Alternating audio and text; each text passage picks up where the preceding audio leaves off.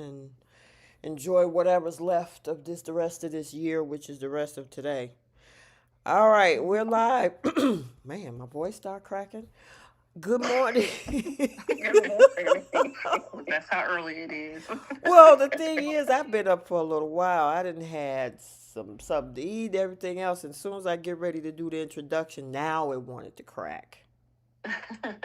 Yeah, I've been trying to clear my voice all morning, so I understand. Mm-hmm.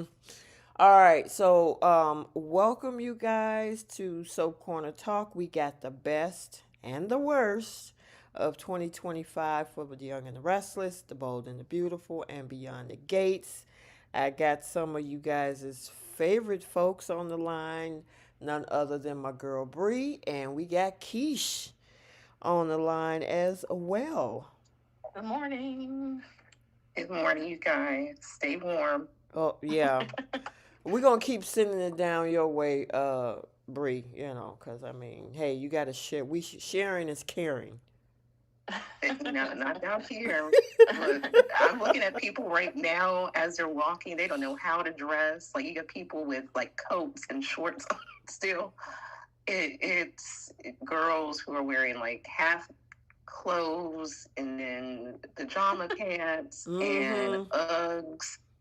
They are so confused out here in Florida. Yeah, cause this is not normal for y'all. Up here, we've been wearing coats since early December. Well, we had a big snowstorm Thanksgiving weekend, so Mm-hmm. yeah, it's been Yeah, like y'all, this for almost a month for us. Did y'all get that big snow too, Keish, on Thanksgiving weekend? Yeah, so I wasn't home for it, but um, yes, we got that. We got a lot of snow during Thanksgiving, and then I was in DC. Um, they got the same the next day. Okay.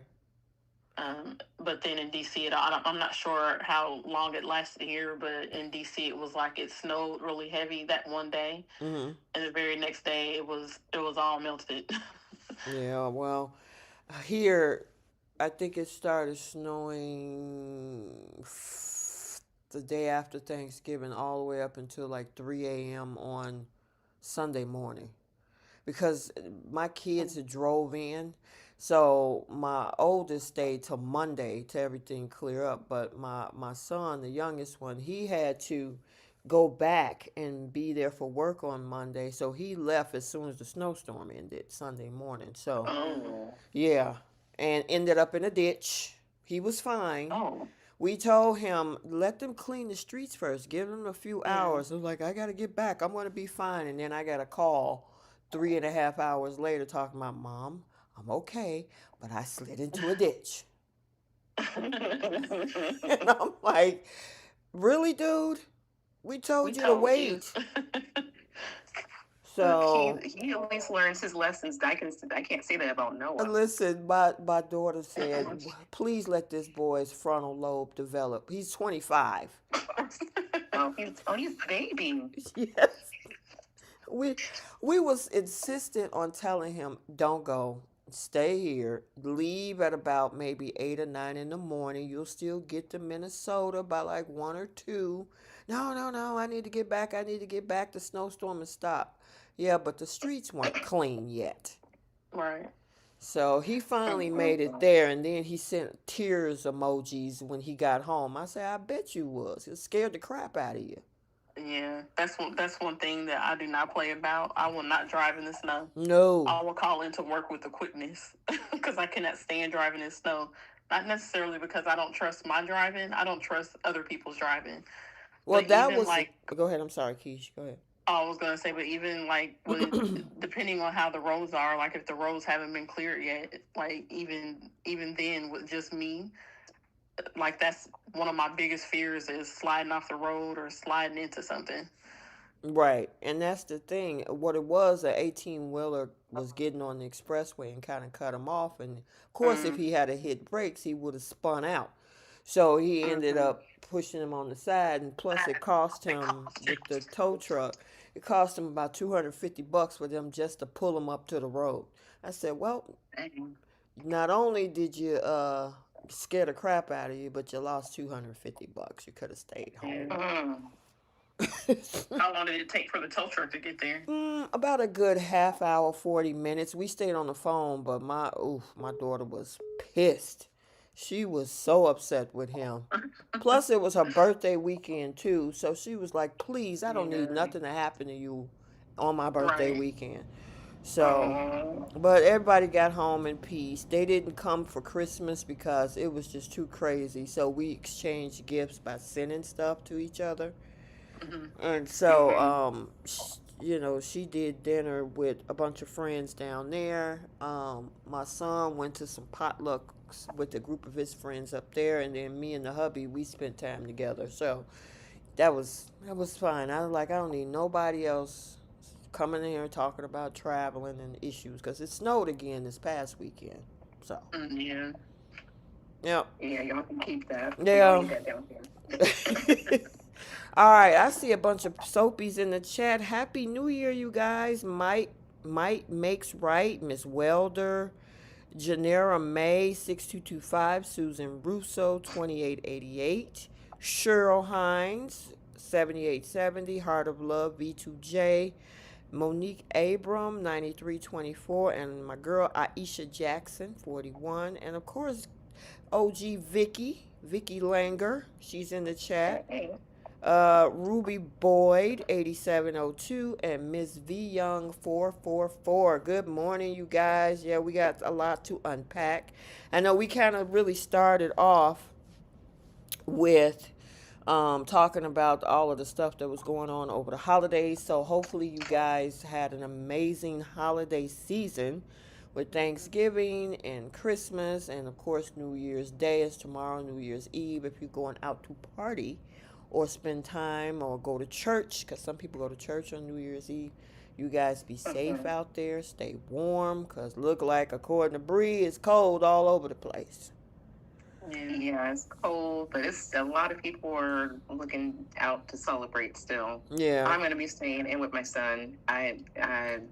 Them days are done. Yeah, we're I've gonna seen the keep it low. craziness. I'm probably gonna make some nachos. We will probably watch some movies or something like that, and do some FaceTiming with the kids out of state and keep it low key. Cause he asked me, he's like, I know you're not thinking about going downtown, cause they got free parking in downtown Chicago with all of the parties and fireworks. It's crazy down there, Oh, I bet. Yeah, and I Especially don't. in big city. Yeah, and I don't like crowds like that. Anything could Yeah. happen. We talking about Chicago, so yeah. enough I said. understand. Yeah, so we gonna keep it low key tonight. So anyway, Cheryl says it's cold in Philly. Oh, Yeah, they further up north than we are, right? Isn't Well, Philly they're higher east than of you, they're right? east. Yeah, they're East. east of but up you. north, Oh yeah, I think. It's northeast. It's like right below New York. Am I correct? below or beside? I'm not sure if it's below or beside, like on the same. But yeah, it's cold there too. Yeah. My best friend lives out there. All right. See, we getting the whole geography I quiz know, this right? morning. We trying to figure out. All right, y'all. Y'all ready? Yes, please. Okay, so we got a lot to talk about. We're going to first start out with, talking about the storylines that happen over each of the three soaps, and then we're going to do our categories, the best of this, the worst of that. And hopefully, you guys get some enjoyment out of it as we close out this year of soaps. I'm looking forward to the Emmys in 2026 to see now that Beyond the Gates will now have a stake in it and see what they're going to walk away with as this new coming, a newcomer soap from 2025. So, yeah, I'm excited. Same. Same. All Yeah. right. Okay, so what y'all think about my thumbnail, y'all? I went through AI trying to come up with the most dynamic thumb. Did you see it, Bree? It's so pretty. I tried. I just put in, I want this, and this is what Gemini spit it out for me. So I'm like, okay, cool, I'll take it. Wow, it's pretty. It isn't AI just it does its job. It worries me, but It definitely does its job, but it's necessary. Right. I like using it. I just don't want it to use me. So.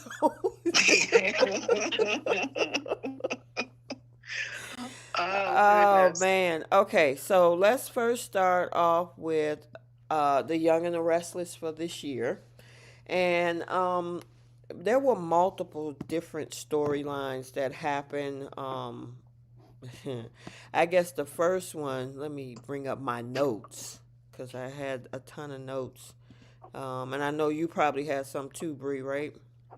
Hmm. Yeah. Okay. So, um, this year it started out with Sharon believing that she had killed Heather, and that whole Yeah. thing brought on the return of Ian Ward. What did y'all think about that? Good or bad? Did y'all like it, hate it? Sharon once again being in the line of fire, more woe is me. What y'all think? I think they need to give Sharon a break. Mm-hmm. Let her be happy. She has been traumatized for the better part of 3 years, Mm-hmm. and she cannot catch a break because shortly after it was the Laurent thing, but the stuff that happened with Heather Stevens and then Phyllis going off the wall, and they had like there was a lot of hate that she had for Sharon for what she put her son through, and Mm-hmm. I completely get that, absolutely justified. Mm-hmm. Um, but we also lost Aunt Jordan, sadly, Yeah. supposedly, because we didn't see Supposedly. Bonnie. Yeah. That also included her hallucinating about Cameron Kirsten. Yes, in that shirt. Mm-hmm. So I'm glad that we don't have to see that shirt anymore. But I think it brought out a lot of great acting Mm-hmm. from Sharon Case, Michael Agrazade, and Michelle Stafford. I think they had like some great performances with the storyline. So kudos to them. But then we had Ray Wise as Ian Ward, and then we had I cannot think of the lady who plays Aunt Jordan. Colleen Zink. Some great, yeah, Colleen Zink or Janet. Was it Janet Zink or Colleen? Colleen. Colleen. Great villains on the show. The fact that they got rid of Aunt Jordan, that was a big disappointment for me. Mm-hmm. She could have been utilized to this day in different capacities. But I'm okay with the storyline. It was very interesting leading into the new year. So I just want them to give Sharon a break. What about you, Keish? I, I felt like it started out good, and then I didn't like how it became about Phyllis. It became more about Phyllis than it was about what Daniel and Lucy were going through, because they turned it into Phyllis, trying to wanting to get revenge against Sharon, and it turned into the feud that they've always had, and I I didn't understand why they went that direction with it.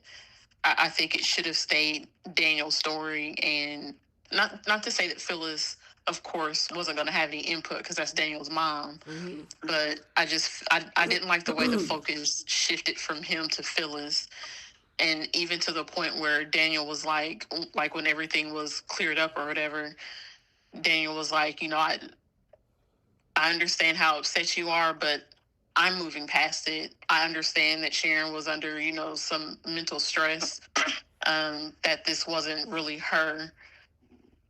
So I need you to move past it too. But it was like she just kept dragging it and dragging it and dragging it, and that was the part of it that kind of frustrated me. Mm-hmm. I think I would have liked it better had they just focused on it being between, like the main part of it being between Daniel and Sharon, Mm-hmm. and how they handled it, and Mm-hmm. Lucy. But other than that, I agree with Bree where it brought out a lot of great acting, with Sharon Case and Daniel Graziati. Um, Michael.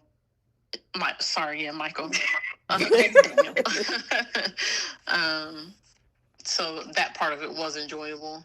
Mm-hmm. Um, and then I, oh, the other thing is I felt like Lucy should have had a little more involvement too. From what I remember, I don't feel like there was really much there for Lucy Mm-hmm. in that storyline. She was kind of like pushed to the back burner, and this was her mom. Mm-hmm.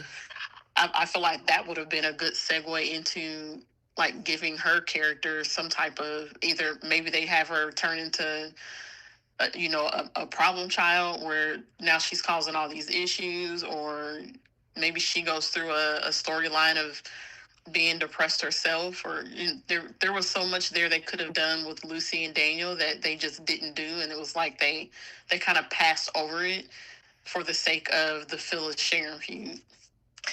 Well, I agree with that. so my Like take. Go ahead. Go ahead. Oh, sorry, I was going to say they could have tapped into Daisy's genetics with Lucy. I didn't even need them to do that necessarily. Like we didn't. I don't need Lucy to be crazy. Another. Oh, she's related to Sheila, so she's crazy. Um, I just, one of the things that kind of frustrates me with Y&R is that they don't tap into their younger characters. And they had Lucy there. They've got Johnny and Katie. They've got what's Adam's son's name? Connor. Like they have a group of younger, like a younger group that they can utilize, and they choose not to. Not to say that the show needs to be based around them, but give those group of kids something, and that could have been a segue into that, because maybe Johnny is trying to be there for her, or Connor, or something. I don't know. Well, originally they started out with Lucy being obsessive over Faith in 2024. Yeah. Mm-hmm. Which led into this whole storyline with Heather and all of that, and Sharon acting, the way that she was acting. So they led with Lucy being obsessive with Faith and wanting her to be, because a lot of people at some point was like, okay, is she want to be BFFs with the girl, or is this something else? So that was a big question mark last year. However, going into 2025, it brought in, on the back end of that storyline, this whole ordeal with Sharon, and all this time it was the PCP that Ian and Jordan was giving her. But I mean, they were really creative on how they did all of that, with her blacking out, and she woke up on the couch not realizing that somebody blacked her out, but she thought she was the one that killed Heather. She disposed of the body over a river and all of that, and of course that brought in the whole angst with Phyllis and Daniel losing Heather and the rest of that, and it seemed like Lucy kind of moved to the back burner of that whole storyline. Yeah. I mean, Daniel did too, honestly. Right. Daniel was pretty much like, let's move on with my life. And Phyllis was like, no, I'm finna go and get vengeance. Right. However, here's the thing about the Sharon ordeals, it was so long and drawn out because it was one thing after the other, after the other, after the other, because it pushed the two of them back together again when they were captured by Martin Laurent. And locked into that psychiatric clinic, which of course both Billy and Nick rescued them. But it was just an ongoing thing, and I'm like you said, Bree, will the girl catch a break? But for the most part of this year, even up to the point where we are with this whole LA thing, which we'll talk about other storylines as we move through the year, Sharon is still a victim of something. Yeah. How many times was she kidnapped this year? Was it 3, 4? 3 or 4. So we can't even keep up. Right. It's too much. One was enough. But they put her through so much turmoil. I think the only break that she had was when she and Nick went to London or something early this year. And this is like after the Laurent thing. And her and Phyllis became friends, and then she started getting jealous of Phyllis because Nick was still has his friendship with her, but then they went to London, and then I think Phyllis had made a joke about like, oh, we're gonna go to Milan to see Summer or something like that. Mm-hmm. So she had a small break, but then that shortly just went out the window because now her baby. Well, actually, no, it was Mariah, and then Noah. Mm-hmm. So it's like she can't catch an emotional break. I think someone said she needs a mental break. Yeah, Ruby Boyd said she needs a mental break. Mm-hmm. She's supposed to be fragile, not Superwoman.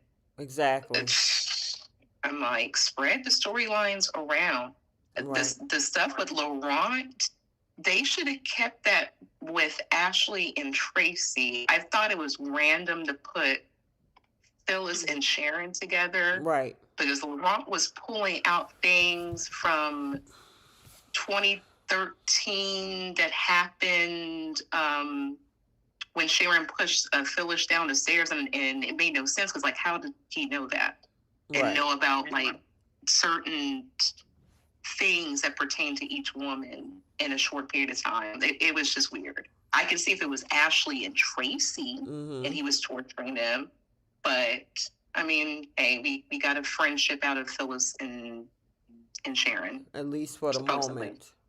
Yeah, that was my issue with it, was if they were going to do that, especially considering that at that point, I think that was the second or the third time that Sharon was kidnapped. If they were going to do all of that, the thing that should have resulted from that whole situation was the Sharon and Phyllis feud is like, that's done. They're not going to revisit it. It's over. Like, they don't even have to be BFFs, but all the little snark and the snide comments between the two of them, like, all of that is done. And that's not what happened. It was like, for the moment they were good. And then when Sharon, well, I think, was it when they were in LA when she called Phyllis because she was having a little panic attack or something like that? Is that what? When was that when she called Phyllis on the phone because she was? That was like October. Was that because were they in LA? Yes. When that was happening. Yep. So I mean, we had the moment where she did that, but even that to me didn't make sense because her and Phyllis had kind of gone back to not necessarily like knock down, drag out, fighting each other or anything like that, but they still had the little snark about them with each other. Yeah, it was so over Nick, remember? Because Sharon, they made it look like Sharon was trying to get back with Nick and or whatever, and Phyllis didn't. It was weird. Yeah, so it just, I don't know. I felt like that whole kidnap situation was pointless because we've always had moments where Sharon or Phyllis show the other some type of empathy when they're going through something, because Phyllis has done this before when Sharon was going through her cancer fight. We've seen Sharon show Phyllis empathy in certain situations. So that part of it it's not like, that's not new. So I feel like that whole kidnap situation was like a waste. It didn't make any sense because it had no connection to Alan. It was just, it just came out of nowhere, in my opinion. It was like, oh, we don't really know what to do this month, so we're just gonna pull this out of thin air and we're gonna put you in a storyline with Alan, and you guys are gonna be in a room together for, I don't know how long that lasted. Was it like a couple of weeks before they found him? That was crazy to me. And then that also threw a monkey wrench in Tracy's relationship because she was so happy with that man. Girl, we were. I'm still mad about that.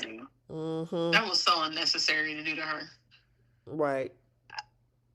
Yeah, if we were able to rewrite it, I wouldn't have put Sharon and Phyllis in that situation. It made more sense since that was Ashley's friend and Tracy's man for it to be like a big blow up, and he could have held people hostage at the Abbott house on the wedding day or something. Right. If they were gonna do that, it should have stayed in the Abbott orbit instead of those two. I Yeah. just wish that that part wasn't even written. I mean, Tracy's not Me on too. screen that often. Give her a man, let them run it right off into the sunset. When she did come home, she could always say that that Alan Laurent was giving a speech somewhere, and we're gonna meet up here, Right. because they originally that's what they were doing. They went to L.A. and we were joking about how maybe she should tap into Brooke's bedroom line. Remember that, Bree? And Mm-hmm. being in New York together, they could have just left it as is. They didn't have to blow up Tracy's life and at the same time throw Sharon and Phyllis randomly into some psychodrama. Exactly. So, Mm-hmm. They done yeah. done enough to Tracy over the years. Yeah, and then I again, that adds know. Sharon to the mix with again being kidnapped, thrown in a basement somewhere. That was the other weird thing. She would always. What was we saying, Bree, back earlier this year? Like, how did she get down there, or something? We was trying to say. Right. Like, how did she get down there? And she was able to, I guess, walk from wherever it was to the Right, park because that's where she met Nick. right. Hmm. It But it was like she was in a trance, and then that led her to go to safety. It didn't make any sense. right, Like so you're in an area where people pass by and no one saw you, girl. Yeah. exactly, And exactly. the other part to Sharon's storyline this year is the way that they keep teasing her and Nick getting back together, and I don't Right, understand why they keep doing that. Like, either put them together or don't put them together, but we don't need the every 6 months you guys are teasing it like they're going to get back together and then nothing happens. right. Right, like they did in Nice, Mm-hmm. where Mm-hmm. they kissed. Yep, I agree. Uh, All right. Next storyline, Claire and Kyle, this whole Romeo and Juliet story. Lord, a So fail. we yeah. So Claire did kill Aunt Jordan with that poison tea. She also lost her dad Cole this year. mm-hmm. Targeted by Victor's interference, Victor promised Audra her own company if she broke Claire and Kyle up. Kyle unknowingly helped Victor by lying to Claire about Audra and Niece, and then their relationship destabilized and continued to move toward collapse. Oh, Yeah. sad. The whole Romeo Juliet thing that they tried pulling with Kyle and Claire, just it didn't work. It fell completely flat, and it fell flat for me because it came out of nowhere. Mm-hmm. Yes. There was no like path of redemption for Claire. It was just automatic. We forgive you. Welcome to the family, and everybody welcomed her. Just because And she was a then just biological because she was a Newman. Newman, yeah. Right. And then it was like she sees Harrison, instant connection. Harrison is like obsessed with her. So then Kyle becomes obsessed with her, or enamored with her, or whatever. Mm-hmm. And it was like everything was instant, instant, instant for her. And then it was like they tried doing this goofy Romeo Juliet, like forbidden love because the two families can't stand each other thing. And it's like that that no longer works for Newmans and Abbotts, for me, in my opinion, because he was married to Summer, Mm-hmm. Right. who was a Newman. Everybody was fine with it. Billy and Victoria have been married on and off for years, And they and got kids. and they have kids, right? And Victor still hates him, but that's been a thing for years, for decades. Mm-hmm.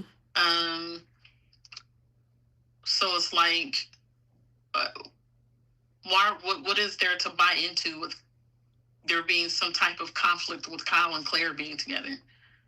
Like, I don't buy it, because there's no problem for Summer to be with him, which Victor actually said this year when he was asked the question, like, well, you didn't have issue with him and Summer being together. And I think, what did he say? Well, they share Harrison or something like that. And it's like, this is the weakest put together storyline I've ever heard of. So suddenly Kyle is just like too awful or you hate Jack so much that now you're going to give, Kyle a hard time about being with one of your granddaughters, one of which he co-parents a child with. But you're just so against this with Claire and Kyle. Like, none of that makes sense. Well, It just remember didn't make sense. he framed it with the fact that she was this gullible and don't have life experience girl, so that was his way Yeah, of, and it's like you don't know what she was doing in college. You another know what thing that she didn't make told sense. you exactly. Exactly. So the Claire's the development of the Claire character has just been weird from jump. It's all over the place. Yeah, because I hated the way that they like coddled her and treated her like she was some Teenage fragile girl. 6 year old child that you know is just now learning how to live in the world. And it's like she hasn't been locked in a basement for 20 years. She's experienced life. She's just experienced it with someone who didn't have good intentions. She she has a college degree. She's worked in corporations. She's worked in the corporate world. So clearly she knows how to function. And I don't know why everybody made the assumption that she'd never dated before, or maybe she'd never had a serious boyfriend, but she knows what men are. And it was like they were treating her like she's a 13-year-old girl going on her first date or something like that. It was just weird. It was very weird the way that Hey, Keish, the they other treated her characters. like Electra Forrester when before she lost her V card. I would say it was even worse than that. I don't feel like Electra was being treated like a child on Bold. That's true. Like to me, they legit were treating Claire like she was an elementary school child. She regressed to adolescent, and they had her dressed like that too. Yep. Yeah, and they tried to blame it on she was sheltered by Jordan, so she doesn't know XYZ, and it's like, guys, she went to college. She went to college and she worked in corporate America. What are you talking about? Like, I'm not buying. It's not. They just. I don't know. I just wasn't buying it. One of the things that Bree, you noticed that we used to bring up as well, and is the fact of when she originally came on screen and she was so comfortable asking Nate out for drinks. Mm-hmm. So how did we get from there to making her infantile? And then she says she's never had alcohol before. Mm-hmm. She wants to go on the pony rides.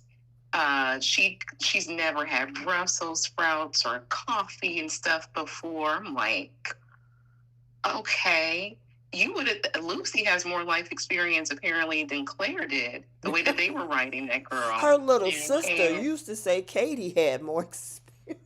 Yeah, Katie. That's what I meant to say. It was almost like they were overcompensating for the fact that they brought her on and made her an attempted unaliver. Mm-hmm. And now it was like they were overcorrecting too far into the area of, oh, she just doesn't know anything. She's like a child. It's like she, was homeschooled her entire life and never socialized with anybody until now. Mm-hmm. It's like you've already shown us that she's done that because she has a college degree. Yeah. Well, she's a big girl now. Mm-hmm. She then did a whole 180 on everybody. She tossing drinks back. She hopped into LA with Holden, and she's letting him hit it after 3 times. Like, girl, she went from acting like age 12 to acting like age 32 in a year. Yep. Mm-hmm. She got all this attitude now. Like, you can't tell me what to do. You need to go back home to your son. I'm not trying to have anything serious. I didn't realize it was going to lead this way. I'm like, oh, okay. Well, it also, and I did several standalone videos on this child, on this girl. Same difference. Yeah. Because it also, in the meantime, made her hypocritical when it comes with her to see, because as much as she wanted to hold Kyle I'm at the line of fire when it comes to what he was doing, what he was not doing. And even though his stupid idea, which he's in some cases I see where he get it from because his dad makes stupid decisions. But his bright idea was to trick Audra to figure out the plan that she was working with Victor by kissing this chick, and keeping it a secret. In the meantime, she was connected with Holden. And we were talking about that. And it's like, okay, you want to be mad at him for what he, granted the secret came out late, which I'm not going to absolve him. I've always said that throughout the year, because what he did was wrong. But at the same time, you were tossing back Vespers while he was in Nice with Holden, mm-hmm. you Actually, know. before that, Right, before exactly. that, And then taking walks with him, all this stuff going on. But the moment you find out about the whole thing with Audra, then you flipping your wig over that. mm-hmm. And then So saying, right, so they I guess when we were talking about how they making her so infantile, they now I don't know if they would listen to the podcast. They changed her dress, the way she dressed, how she was acting. Victor finally gave his approval of Kyle, only for her to say, "What, you still approve?" She was hoping Victor was going to agree mm-hmm. with her, and he was like, "Oh, he did it because he loved you. He wanted to blow up the plan of what Audra did, and I don't have a problem with that." And she was like, "Wait, what?" Yeah, she was so confused. She thought that was her um, Mm-hmm. saving grace. And Mm-hmm. then it took her, what, a couple of days later, said, like, oh, you know what? It's me. It's not you. It's me. I'm not Mm-hmm. ready for anything serious. I need to find myself. I'm like, oh, she's giving all of like the Yeah. breakup lines. At the And same then, time, having Kyle on ice. And Kyle mm-hmm. stayed there for a while until it brings us to the end of the year when he got sick and tired of being sick and tired, and then she want to be shocked when he don't want to be no longer an option. And then lie to Holden and trying to play it off, saying Mm-hmm. like, "Oh well, I'm glad that he realized that, and glad that there really wasn't any hope. Like it's time for him to move on.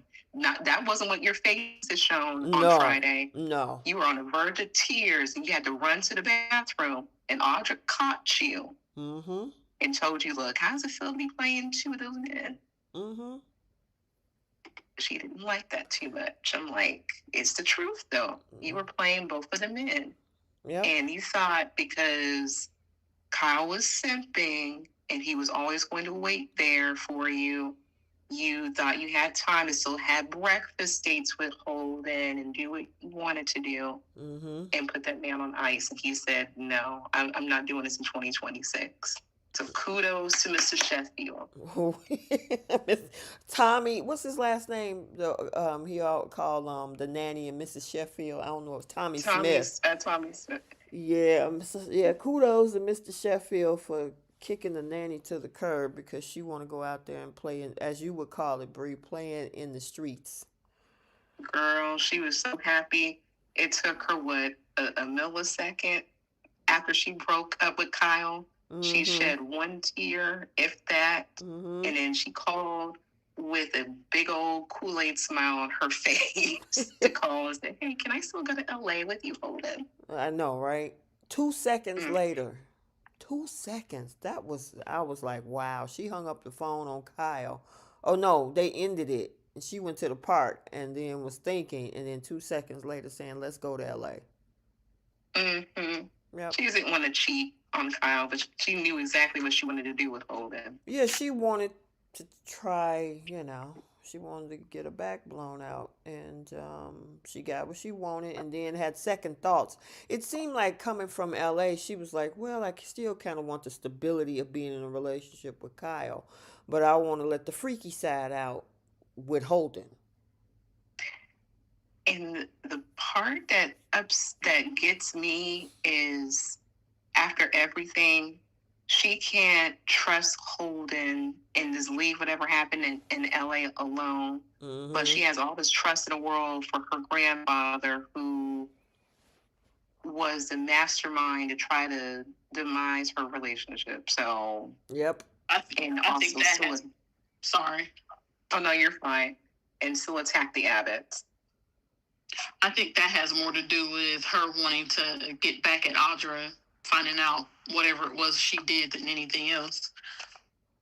Yeah, I don't but think she cares whether or not she can trust Holton. She just wants information to try and embarrass Audra, like and Audra did her. and this fool don't even know that he being used. He ready to incriminate himself in order to get the access to the box. Mm-hmm. Yeah, I'm like, nothing is that great. I'm sorry. To put yourself in jail ain't nothing that great. Right.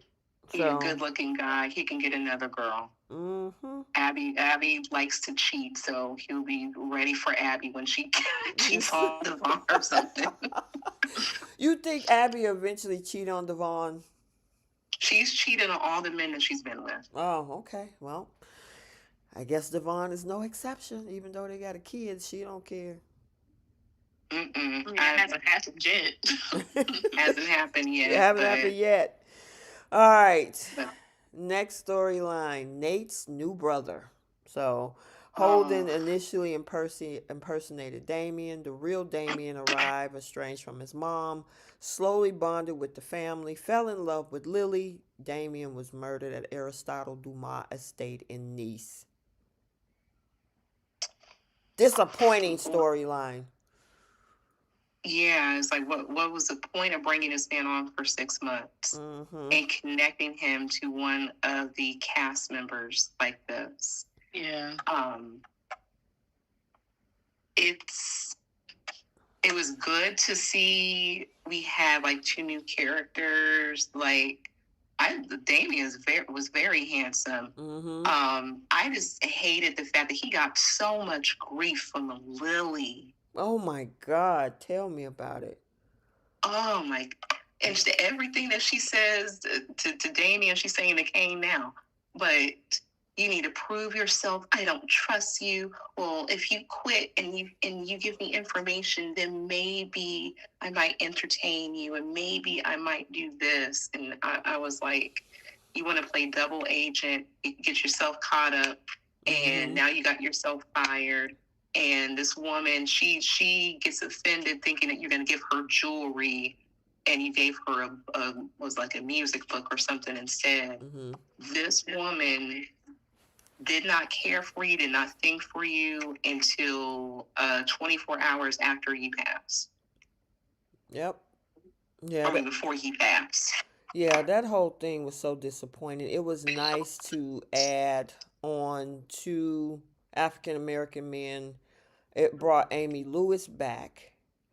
And even though they were estranged, I like the fact, which is going to come under one of our other best and worst topics later, the fact of the 2 of them building their bond, mom and son, only for this man to go and get himself unalive. And a lot of that was predicated on Lily and him allowing himself to be a simp, to saying, hey, if you want me to make Kane jealous, I'm okay with that. And inadvertently triggering Carter, who was this, I don't know, obsessive sociopath who was trying to do everything to keep Kane happy and end up taking Damien's life. And Lily is, she still really, I mean, we got 2 seconds of Nate holding her accountable over the phone, but that was it. You kissed this man, or he allowed himself to be kissed in front of both of them to make Kane jealous, and it triggered a string of events leading up to this man's demise, which sucked. She was parading Damien around, going to the brunch, and even giving her flowers, and then saying that they're involved, or they're dating, or something like that. And trying to poke at Kane and trying to say that that she's moved on and not to worry about her. And I'm like, this woman didn't like this man at all. He even Like the only reason. Bree, he even was surprised when Lily kissed him. He was like, "Oh, Yes. this what we doing? Oh, okay, I'm here for it." And then she told a bold faced lie, like, I always had feelings for you. When? I'm sorry, but when? We missed it.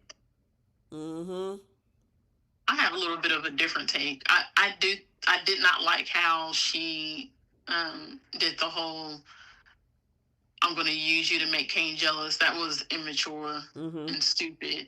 And Damien is just as dumb for going along with it. Mm-hmm. However, I'm not going to blame her or Damien for why that guy, what was his name, Carter? Yeah, Carter. yeah, exactly. For him being an unstable individual who allowed something like that to have him make the choice of unaliving two people. Right. I understand that.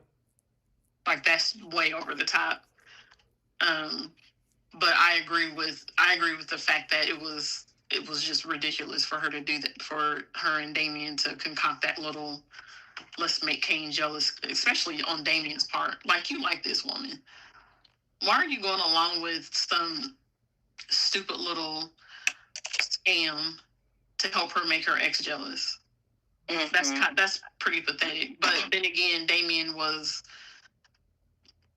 pretty much pathetic when it came to Lily in the first place, because that man had been begging for months or weeks for her attention, while she was, basically playing him to the side. So I don't know. I agree with you guys, or I hate that they brought him on, connected him to a main character, and then take him out 6 months later. Yeah. That was just Because that was one of the biggest things we were talking about in early 2024 when they had a casting call for an African American male over 40, and we was like, "Ooh, who is this guy going to be?" And when they finally brought him on, he was very attractive. It also brought Holden on as well. And a lot of us was thinking they did that because Beyond the Gates were coming, you know. And yeah. so, because we talked about that too, it's like, why are you all of a sudden adding, these two characters? Why? So you can keep up with Beyond the Gates? Okay. Um, and so when that happened, we was like, okay, that'll be cool. Keep him around. We thought, because originally that first connection as society, I even did a video clip and posted on Instagram between him and Lily. I thought that was the cutest thing ever. It turned out to be one of the worst things because she kept breadcrumbing this guy for months. For him to end up losing his life after he got him some. And that's the thing. He didn't even have to be there. Thank you.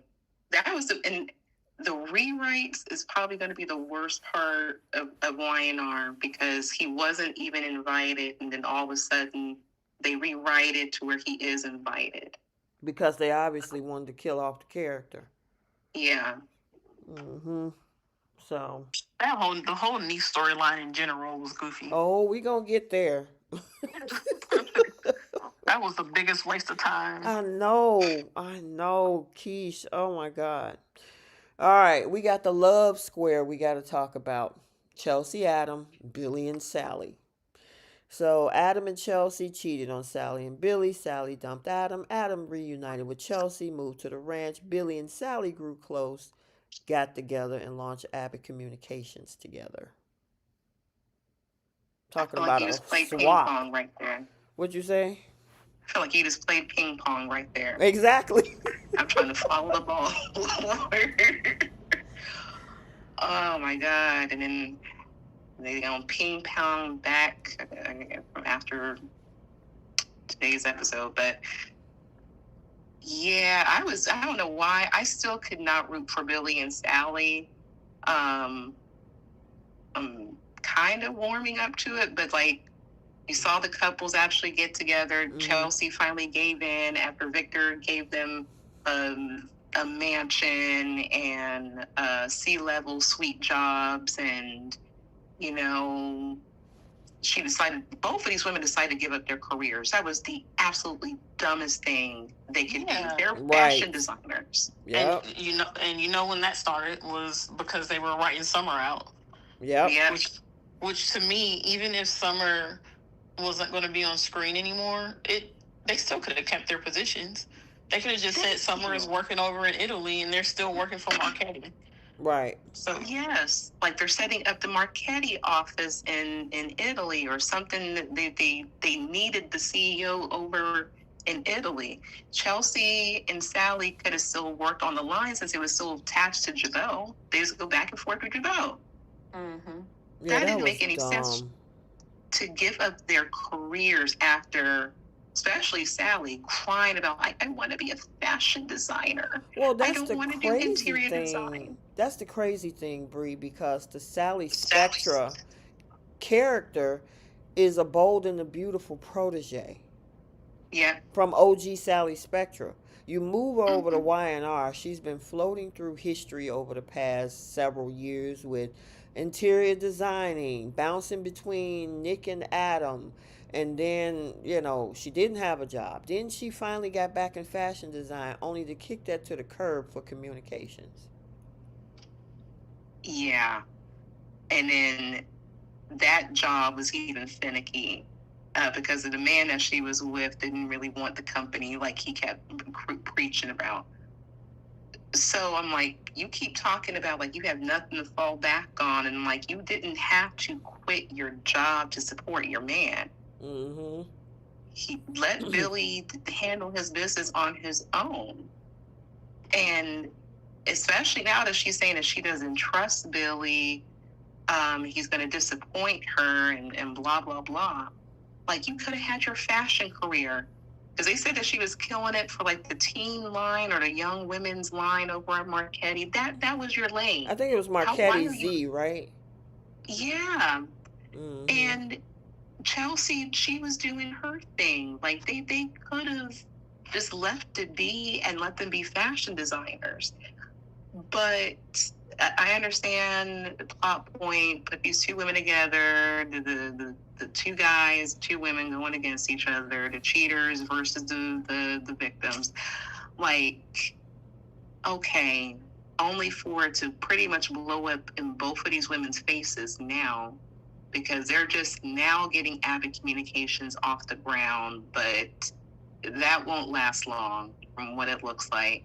And then Chelsea's at her breaking point because all of a sudden she's so shocked that Adam is going to go and fall for Victor's plan and it's going to hurt and destroy their friends. And she can't take it anymore, as if she's never worked for Victor before. Mm-hmm. Yeah, my thing is Chelsea. After everything that happened with Chelsea years ago, where you tried to set this man up for murder, and then y'all get them back together. Just even what we saw in today's episode, spoiler alert, with Sally and Adam, even going back to 2022, I still think that they're a good couple. They should have left that alone. They look really cute in today's episode. Yes, they did. I'm surprised by the pairings for this New Year's Eve episode. So I'm wondering, do you think they're going to revisit that? Absolutely. They should have just left it alone in the first place. Chloe threw her 2 cents in through it 3, almost 4 years ago when they almost got back together. Remember that bar scene at, what were they, at the top of the tower or something? Mm-hmm. And they almost got back together. And then that ruined that. Then they threw Nick in the middle of that. And then she ended up getting pregnant by Adam. They put them back together for a hot second. They lost the baby. Then you turn around and have this man cheat on her with your ex. And then y'all listen, put Sally and Adam back together and just leave it alone. So you given up on any hopes that they For would put Audra, him and Audra? I would love to Mm-hmm. see that, but it don't look like When is any it ever going to indication. happen? You're right. That's the question. Will it ever happen? They got her so focused with this Claire and Kyle thing. It's like that's where they should move her toward. Because for a minute they Yeah. did hint that when she was trying to sniff around Adam and stuff like that, and I'm like, okay, remember at the bar down at the Neil's Jazz Lounge? Yep. Yeah, and So we much potential. so much potential, and then they left it right there, and then it's just been this whole love square with Chelsea, Adam, Billy, and Sally. Mm, mm, mm. It's wasting our time. Yeah, you got any more? But Go ahead. I'm sorry. it looks like 2026. They shifting back in that direction from what it looks like. Yeah, because I mean, if I was Chelsea and I'm sick at home with the flu and you spending New Year's with your ex, I think I have a problem with that. And Billy, as much as he hates Adam, you sitting at society hanging out with your ex while I'm stuck in Chicago? Yeah, I think I have a problem with that. So I'm wondering if that's going to come out and it's going to cause some issues. I think what they'll do is, especially since they keep hinting that Billy's about to screw everything up and that he hasn't changed and that he still wants to go after Chancellor, he's going to break her heart and Adam's going to pick up the pieces to make them look like they're innocent in all of this. Um, but yeah, I'm surprised that he even that they're even hinting for Adam to go back that direction. But look at it like this. So just say Chelsea walks away from the business and Adam don't. That's a deal breaker right there for them two. And then if Billy implodes, Sally is going to want to kick him to the curb. Now, Sally still owns Abbott Communications. What if Adam decides to say, okay, you know what, I'm just going to leave this whole thing alone because Victor is not happy about this Jack and Adam thing?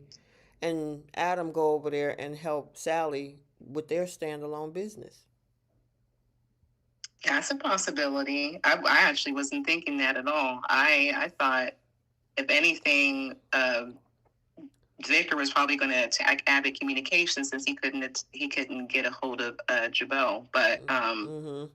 It's possible. and then Adam's going to reach a breaking point because he wouldn't want his dad hurting Sally. Right. But anything's possible. I'm just shocked that they spent New Year's Eve together, Together. even down to the countdown. Right. What you got, Keish? Anything on the square? I have no interest in that square. I don't. I want Sally to be free from all of it. I don't. I have no interest in seeing her with Adam again. I have no interest in her with Billy. Like, Would you want her to go back to Bold? yes, I feel like she's being wasted on YNR. I love Okay. that she went to YNR and got that Emmy. Mm-hmm. But other than that, I feel like she's being wasted over there. She's bounced around from job to job every year. She can't seem to make anything work for herself. They have her, like, why is Sally doing? Why is she the CEO of a media company? She's a fashion designer. Exactly. And it's not even a magazine or a platform about fashion. It's just a generalized news outlet, I guess. Mm-hmm. Right. And other than Adam, there's nobody else on the show that, in my opinion, that she has good chemistry with. Not because of Courtney Hope, but just because of the type of personality that Sally is. She's so dynamic that Adam is really the only other person that they can match her up with. But for me, I feel like they've done so much BS with the back and forth between her and Adam. You know, they had Adam do all that begging, and then when they, finally had a chance for him to be with her, he cheats. Right. Mm-hmm. And it's like, I'm You're over it over at this point. Yeah. I mean, if they do put them back together, fine. It better for Sally, but my preference is for Sally to not even be on YNR and to go back to Bold, because I feel like she was better utilized over there. And this whole square and the BS between the two couples, and every time Sally and Adam are in a scene together. The cheating thing is brought up. Mm-hmm. I'm over it. Gotcha. Okay. We need a petition to get her back on Yeah, board and at this especially point. with everything that's going on with Katie and her new fashion house, that would have been great. That would have made more Yeah. sense. Yep. All right. The Dumas mystery. Oh, Aristotle God. Dumas was revealed to be Mm. Kane Ashby. Kane reinvented himself to a billionaire tycoon. His assistant murdered Chance, which we kind of touched on. Kane planned to take over Genoa City businesses using AI. Billy and Phyllis was intrigued. Most others were horrified. The AI program was stolen by Phyllis and given to Victor, and he lost everything with his love for Lily. Boy, if there's ever a person to have one of the biggest L's of the year, Oh my it is God. him. Tell me You about had it. multi billions. I wouldn't even care what anybody thinks. I'm richer than you. So what? This is what I did. Yeah, I assumed a pseudonym. So do many different people. Victor Including Newman is a Victor. pseudonym. Victor Newman isn't even his real name, but you guys Exactly. respect this man and have no problem with what he does, but you have a problem with how I got my money. Mm-hmm. I wouldn't care. Like, okay, fine. My kids are mad. Okay. They gonna want something. They're gonna need something. They're gonna be tired of probably working for an employer and be like, hey, dad, I have this idea for a media company because I think Charlie was trying to get into TV and movies, and then Maddie wanted to be a lawyer. She could have had her own law firm. I wouldn't care about Lily and her feelings because eventually she gonna need something too. So I hate the rollout of the Dumas character. At this point, I really wish they didn't attach the Kane character to it. Yes. I wish that Aristotle Dumas was his own independent Person. character. Mm-hmm. And to be honest, the guy who's playing Mitch Matt, I would have loved for that to have been his role. And he just That coming to would have been town. interesting. Ooh, wee. I think that would have been beneficial for the actor because he's actually killing. He's a talented actor. I just feel like they're writing that man in the corner with the Mitch Matt character. But have he came on as Aristotle Dumas and really go up against Victor, and he kind of gives like this Tucker McCall sort of energy, it would have gave like a different, some new flavor to the show. Mm-hmm. But they attached him to Kane. I'm like, okay, we can try to go with it because it seemed like he wanted to really, kick butt and take names. Only for him, every chance he got to simp for Lily, even saying, I would give up all of my fortune, this whole legacy for you, Lily. I'm just like, they created one of the weakest links on this show, and it's no shade to Billy Flynn. This is definitely not his fault.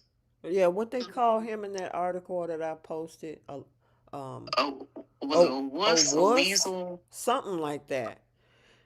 Yeah, they couldn't use the real word they wanted to use, but they he was like the big grown wimpy kid over Lily, and the way that she kept disrespecting him was the same way she disrespected Damien. Yep. You need to prove something to me. You need to give this to me, and then maybe I might look at you differently. Maybe I might talk to the kids for you. You don't need this woman's permission. These kids are grown. Right. Either they talk to you or they don't.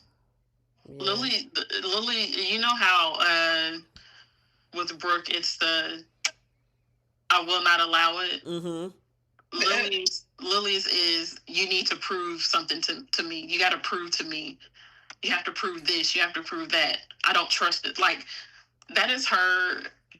I feel like that is just so descriptive of her character is everyone has to prove something to her. Except Victor. Except Victor, for whatever reason, who has already proven to you that he will stab you in the back to get what he wants.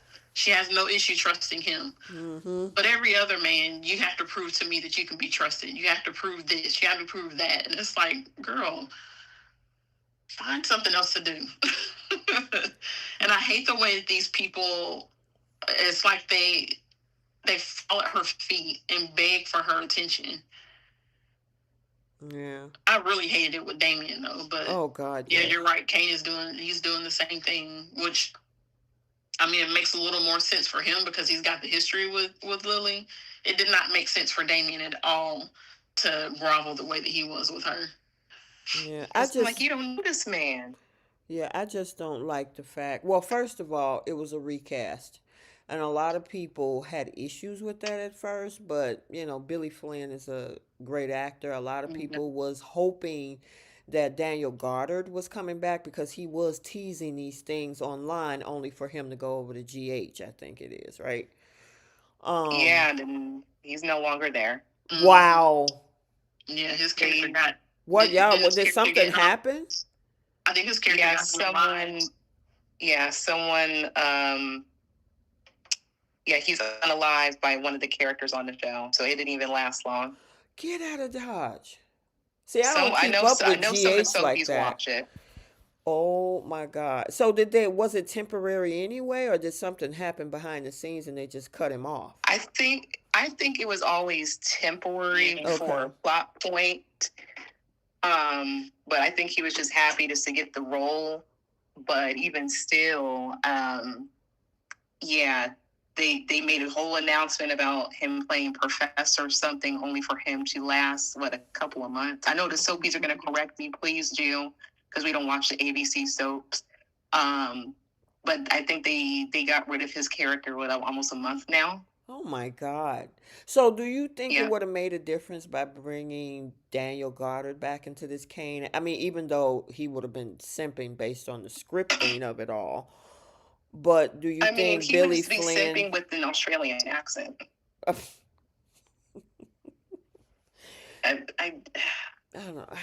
I don't think it would have mattered who was playing him. It Mhm. was right. The writing was bad.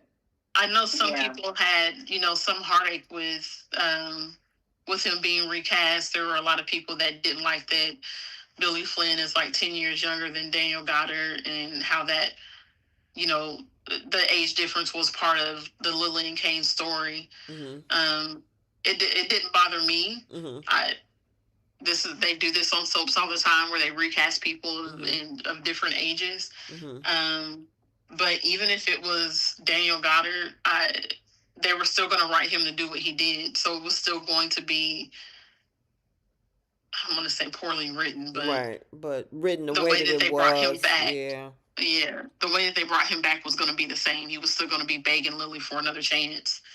Yeah, I Um, just that's you the know, whole thing about it. This man made himself a multi-billionaire in 6 years due to the latest level of technology, which is something it took Victor 40, 50 years to do, which I think that's what and it kind of made because we seen a moment where Victor was impressed, but it was only for a hot second, only to try to overtake him.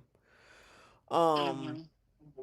but something like that, I don't understand why they had the Lily character pretty much disintegrate this man because he was. I mean, I think that's intriguing. If you had someone that whether it's a family member, your ex, your current, who has successfully did this and they want to share this with you and your children, that doesn't make sense to tell him to get rid of all of it to prove something. Yeah, she lost her mind. Yeah, That's her baby's that's the legacy. part that got me because most people look for trying to be successful and generational wealth. Well, this man had enough money to pass around to several generations of yours, Lily. Like your babies were set for life. Anything they could have ever wanted in life, they would have had it. Yep. And because he didn't tell you what he was doing for 6 years, Right. he's untrustworthy. what does it matter how he got it? You're the same person who trusts Victor Newman of all people, Thank you. regardless of what he does. And at some point, she worked with Victor to help figure all this out on him, on Kane. So it's, I don't even know why Kane want to be with this girl. Right. He could have. They could have written him to where, okay, you don't want to be with me, Lily. That's fine. They could have kept the Damien character around to see how that was going to play out, but they could have shifted this man over to Audra. He was another rich man with deep pockets, and they could have made something shake. And she would have been able to also fuel that fire to take over and get one over on Victor. Like, there were so many different directions they could have went in. I wish I could pick Josh Griffin's mind as to why he is obsessed with having Victor win all the time. Yeah. Like, there's no, like Keith would always say, there's no balance. And that was the other dumbest thing about this, you guys, is the fact that Audra, being that she lost trying to set up Vibrante, she could have easily went to Kane and said, "Hey, can you help me?" I wouldn't see Kane having an issue with him throwing her a couple dollars to set up her company. But they never put that even in. I think they talked once in Nice, remember, or something. But that was the extent of it. If you lost, why not go to the next person? You sat around and stayed unemployed. Yeah, that was just like, at least Sally was trying to get investors for Abbott Communications. Exactly. Like, find other investors for Vibrante, unless she really didn't own it outright. Like, she kept saying she had the lawyers draw up the contracts and blah blah blah. And I'm just like, you can still go to this man and say, hey, whatever you need for me to do, I have this skill set. Like, I mean, the same way she was using Tucker McCall. Yeah. I mean, that's a part about Audra. You have access to all of these billionaires and heirs to these thrones, and you got nothing to show for it, girl.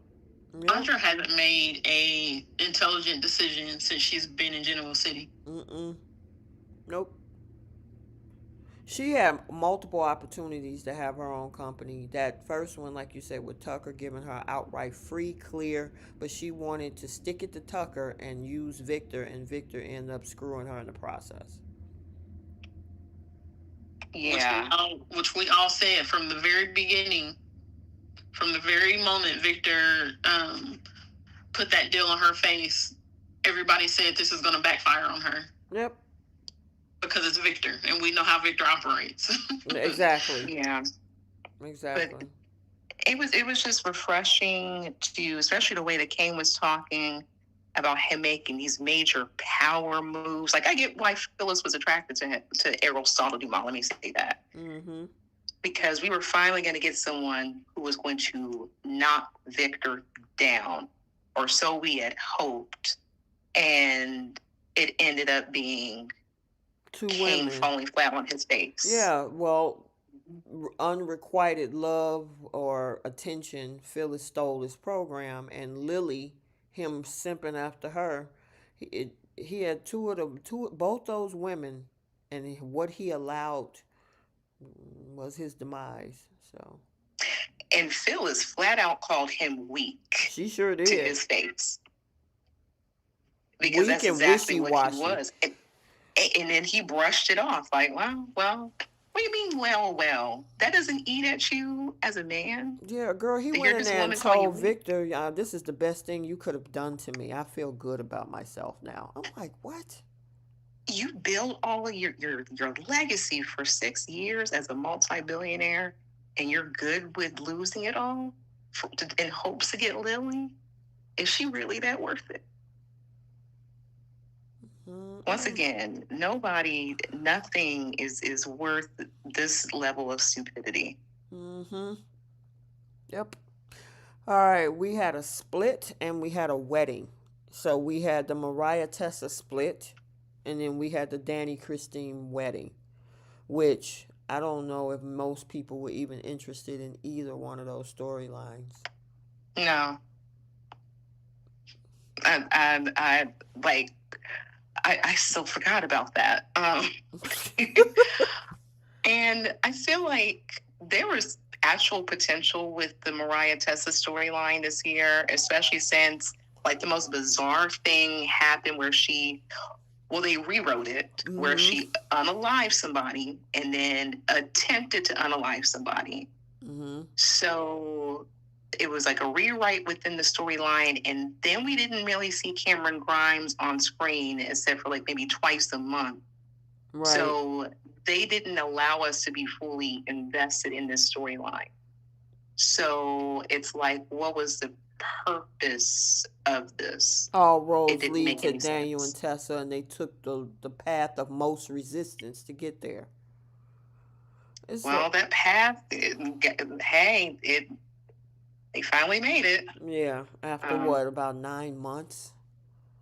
that was crazy. Like, because I want the Soapies to watch the episode, but the ending of Mariah and Tessa was so weird, so Girl, it was random, so and lame to me. We didn't even get a full scene of that. It was just, are you sure?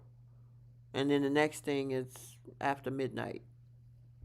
boom, shaka wow wow, and what was the last time we saw Mariah on screen? What was it, like 4 months ago? It's been a while. Last time we saw her is she was sitting at the table either with Ian or visualizing Ian. Or was it? I thought it was with when Tessa came to visit her, and it was like her third attempt, and they were playing cards, and Mariah wasn't saying anything. Yeah, well, when was that I don't. though? Was that That September? was what, September. Either which way, this whole storyline took place for the most part off screen, Yeah, pretty much. and like what happened to the guy? Like what facility is she in? Is Ian Ward really alive? Or is she hallucinating? Is Mm-hmm. like uh, I don't know. And then the stuff that Tessa said in today's episode about where Mariah is now, and Mm-hmm. I'm like, none of it made None sense. of it. She's being Dora Explorer all of a sudden.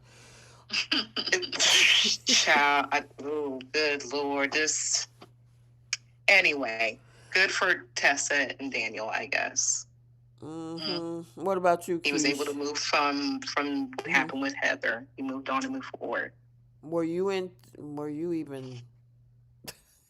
Were you even interested in any of that? Probably not. It was another very weird storyline. Mm-hmm. Like, I still don't understand it. Mariah had a mental break and she tried to unalive somebody that reminded her of Ian, who she Mm-hmm. was also trying to sleep with. So So. it's like Mm-hmm. now we have both Mariah and Tessa who have suddenly, they're not lesbians anymore. I guess even though they've actually said in dialogue, I'm a lesbian, now they're going back to, I guess they've switched them to being bisexual so they can have relationships with male, which is fine, but it's just that's what they should have identified them as years ago instead of um you know Mm-hmm. saying that they were lesbians, because it would have given them more leeway. Now it's just annoying that you've dismantled the only homosexual couple on the show for this, I guess, for the sake of a plot, or maybe because they just didn't know what to do with them. And you've put them in these weird storylines where now Tessa is like falling Mm. for Daniel, and Mariah's doing her strange thing in other states. Is Where Mariah she's is Cameron Grimes on recurring? Cause I know she took that time to have her baby, and then she just in, recently got married a couple months back. So I'm wondering if all of that, where they're like, okay, she's not going to be on screen as much, whether she's, trying to take care of family life, did they say, okay, well, Kate Fairbanks, we still got to do something with her? Yeah, I'm not sure if she's on recurring. I mean, honestly, for the past, what, I don't know when the last time was that Cameron Grimes or Mariah was in a major storyline. What, maybe when she was carrying the baby? Well, that, and then she was helping her mom set up Cassidy first. She was running it while Yeah, Sharon was going through all her drama. but I feel like she hasn't really been on screen that much in the past few years, honestly. Yeah. But I feel like the better story or a better storyline to me would have been they should have made Claire bisexual. And that should have been her in that story instead of Daniel. Throwing Daniel in that story with Tessa and Mariah I don't know. It just didn't, it was out of left field.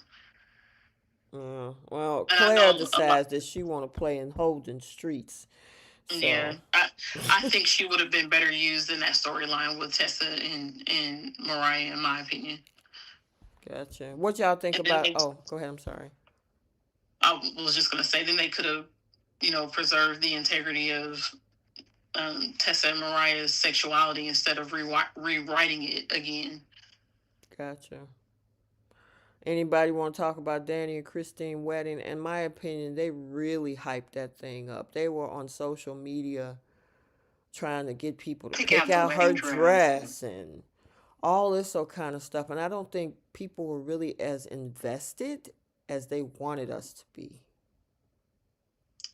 I don't know. There were some people that I saw that were excited about it because they're like longtime Danny Cricket fans. That's the key word right there, key some. Yeah, I mean, it's hard to gauge on social media. Mm-hmm. I wish that there was some kind of poll or something that Y&R put out so we could really see like what the level of interest was for the two of them. I've never been a Danny Cricket fan. Mm-mm. I've never really cared one way or the other about either of those characters. So it didn't really. It was just like, okay, Yeah. sure for me. So I'm a little biased when I look at that story. I It like. doesn't do anything for me. I did like the scene where Phyllis tried to give her best wishes to them, and they treated her. I mean, they I hated that expected scene. her to act like a fool, but when she actually says, "You know what, girl, you got your man finally. Kudos to you. Enjoy, go live your best life." You had people like Michael and stuff, and they looking like, "Oh, okay." And I'm like, that's what you wanted her to act like. You don't want her to act a fool. She tried to come at this whole situation diplomatic after that whole conversation with Kane, and then that still wasn't good enough. My problem with that though is Phyllis does this thing where she makes something about her. And I get what she was going in there to do, but that wasn't the time to do it. She could have caught Danny and Cricket after the party separately instead of walking in that room and making, to me, I feel like she went in, her walking in the room in general is making a scene because she knows that she wasn't welcome there. But going in there and giving her a little speech, in my opinion, was her making it about her. And disrupting their party, regardless of the fact that she was wishing them luck. It was just, to me, it was just unnecessary. But that's what Phyllis does. She has to make a scene wherever she goes, and I felt like that's what she was doing in that moment.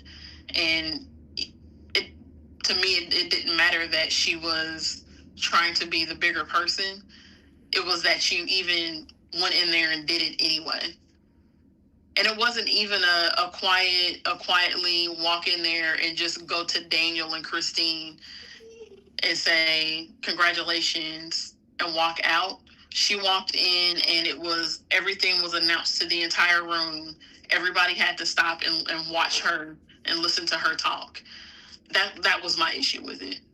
Okay. Gotcha. What about you, Bree?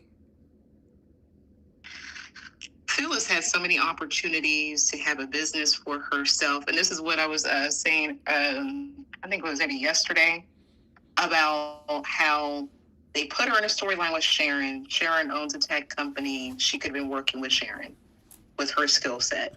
Nick offered her an opportunity to.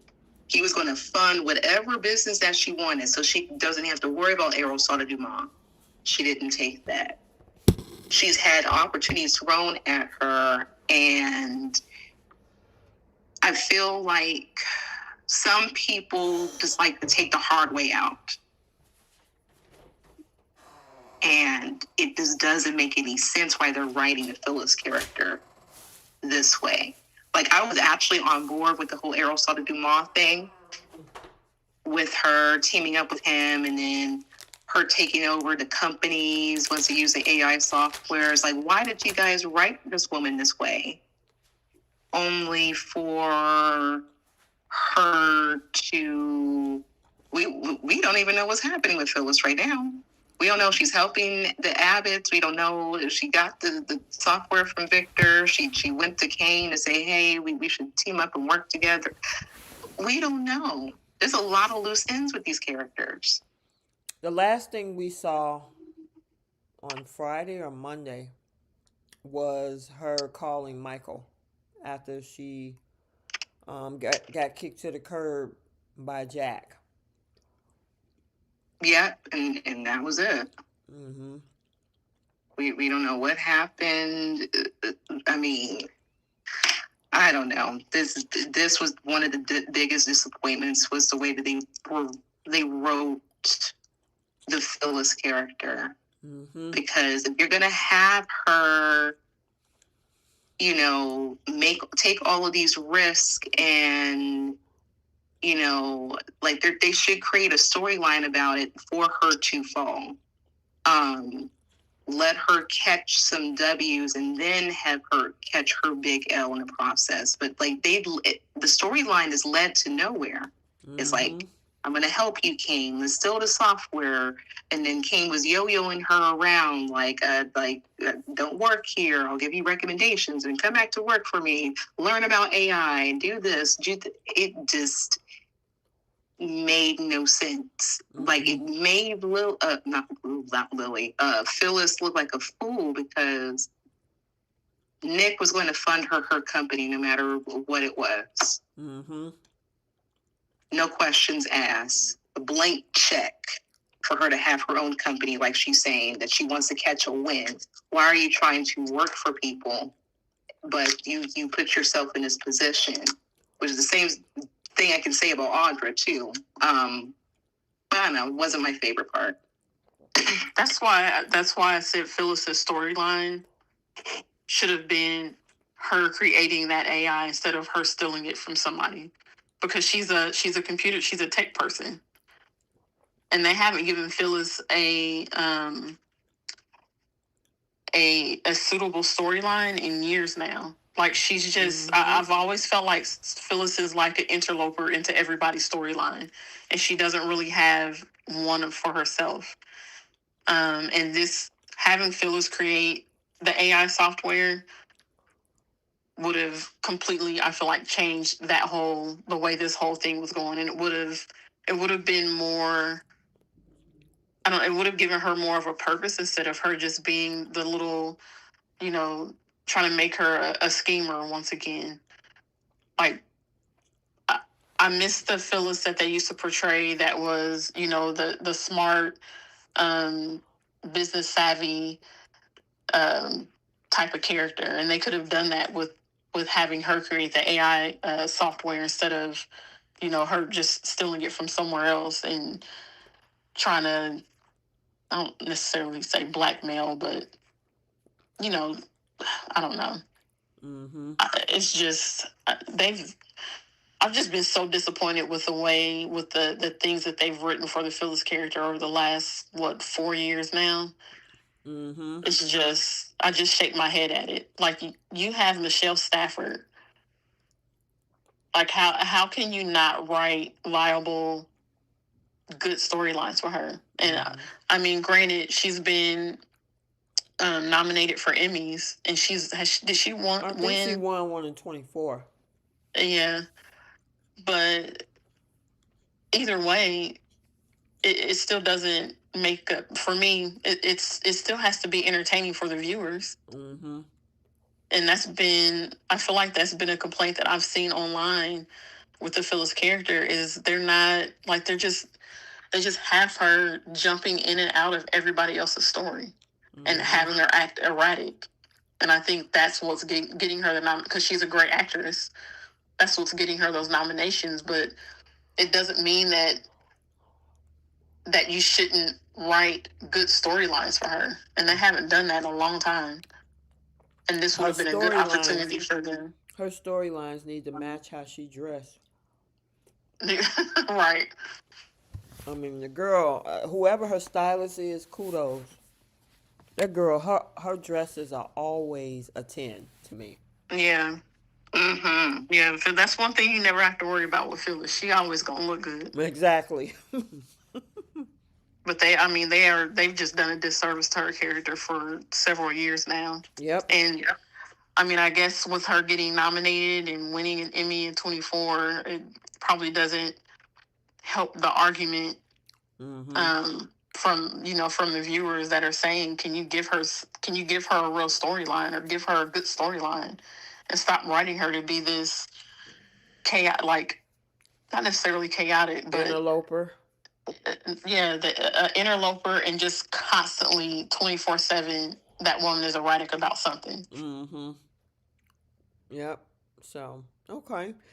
And then we got, we'll run through Noah's Peril because we finally got, that's another recast that we have, which brings on other characters, the Mitch Matt character and the Sienna character. Noah was ran off the road. Sharon confronted Mitch Matt. Matt's wife Sienna is having an affair with Noah. Noah is cheating on Allie. And it just goes on and on and on, which to me, they like they just threw some stuff together at the end of the year. Yeah. Because they resurrected Matt from decades ago. Go ahead, Bree. I was going to say, another person who traumatized Sharon. Yep. She can never get a break. Nope. And we got new characters, which they're talented actors. Like, I watched them each independently. Mm-hmm. The guy who plays Detective Burrows, he and Haley Aaron's original character on the other ABC show were like a super couple. They were they're all talented actors and actresses. Tamara Braun, Roger Hargel. Like, this, I feel like this storyline writes them into a hole, and it makes also Noah a spoiled child. He's big and macho, but can't break up with his girlfriend in London. And then they do a whole rewrite saying, like, oh, well, we drifted apart. She should know that we broke up. But you Sienna told you about 2.5 weeks ago to break up with your girlfriend. Yeah, because they probably heard us complaining about it and said, "Oh, we need to clean this up." It makes him look stupid because every time Allie is mentioned, he has a whole attitude like, oh, why are you talking about her? Because it don't make any sense. You're going hard in the paint for this married woman who didn't even really care about what happened to you until, a few days later? You were in a whole coma. You caught a whole attitude with your family for trying to protect you, and then only for you to get knocked outside of your head 3 or 4 times for this woman that you only knew for about 5 months. But you can't be man enough to break up with your girlfriend and actually, you want to take the cowardly way out, thinking it's going to get you some brownie points with Sienna. And look at where it got you. The girl's gone now. And the crazy thing about all of this is and I said this in my standalone video a few weeks back, while This man was in a coma. She was still playing wifey to Matt and running the Yep. business. Running the business, ignoring the phone calls from the parents. Doing all of But this stuff, but you crashing out, sliding down the wall, talking about I can handle him. No, you can't. The first time you got ran off the road. The second time you got caught and was almost given fentanyl. And then you got bashed upside the head in Chancellor Park or over the Overlook or wherever that is up there. You can't handle the guy.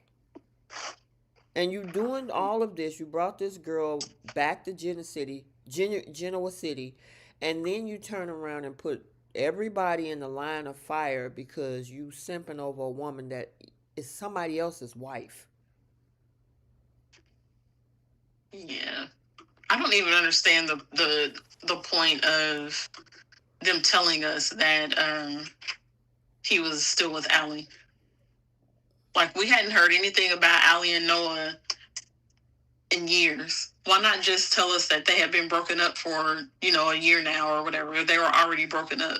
Because to me, that just added the element of Noah's a jerk. Yep. It's like, not only are you cheating with a married woman, you're cheating on Allie, who the last time we saw, she was pretty much one of those characters that was universally liked because she was, very sweet, is Jack's daughter.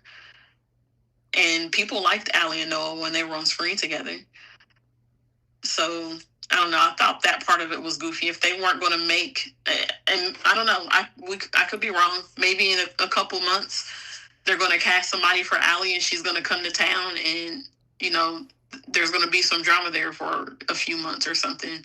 Maybe that's why they told us. But right now, it just seems like it was an unnecessary detail. If that's not what the intention is going to be in the next 6 months or so.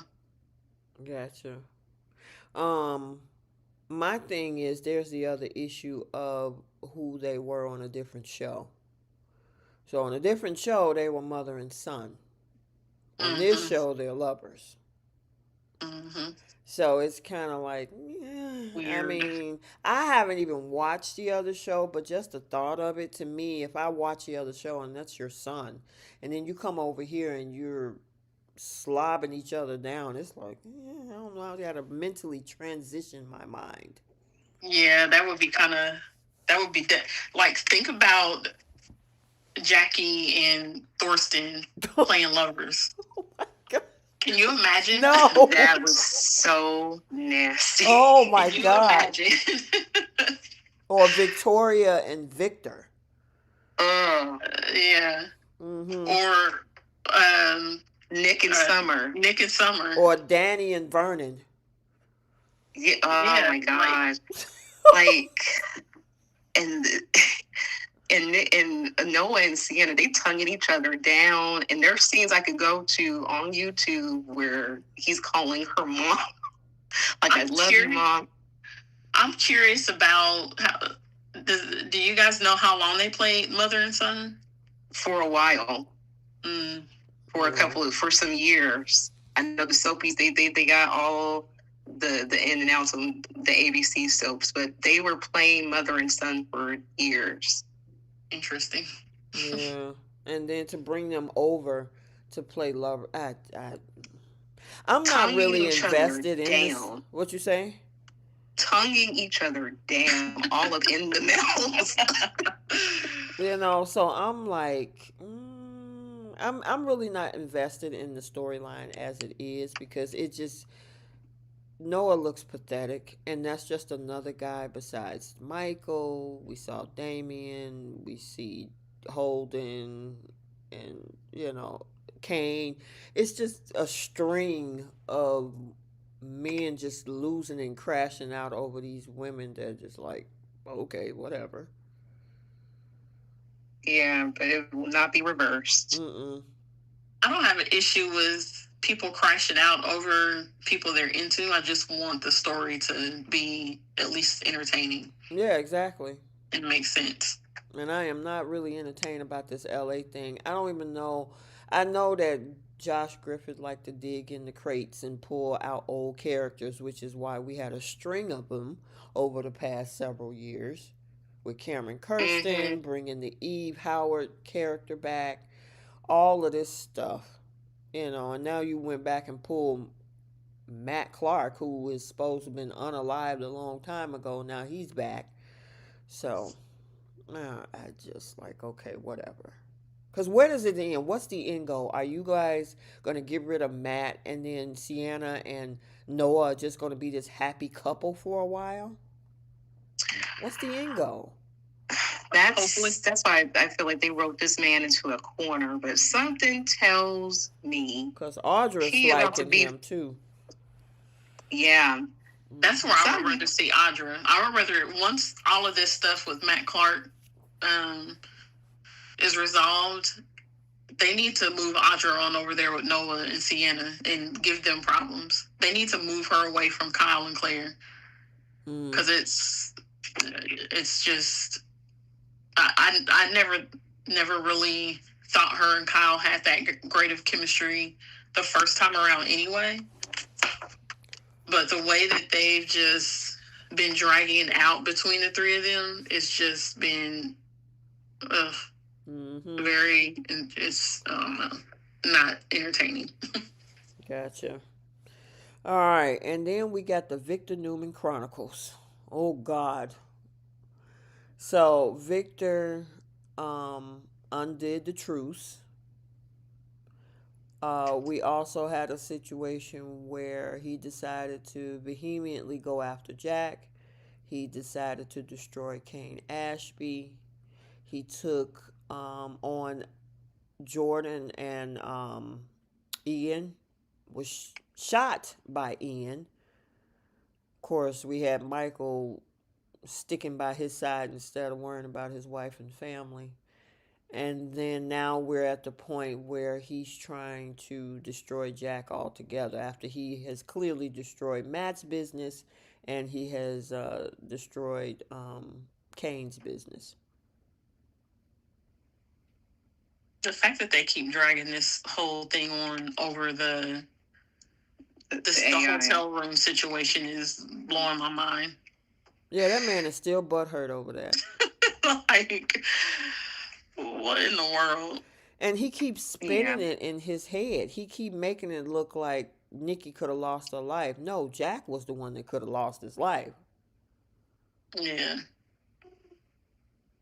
And it's funny how the Newmans are actually rallying around Victor, saying like, "Hey, like we understand where Jack is coming from, but he could have risked his life." You got Claire defending. You got Nikki who folded. You like y'all are perfectly fine with Victor being this petty and attacking this man. Like even if someone were to get the AI software, it's not going to stop Victor from wanting to punish Jack for this. It's not.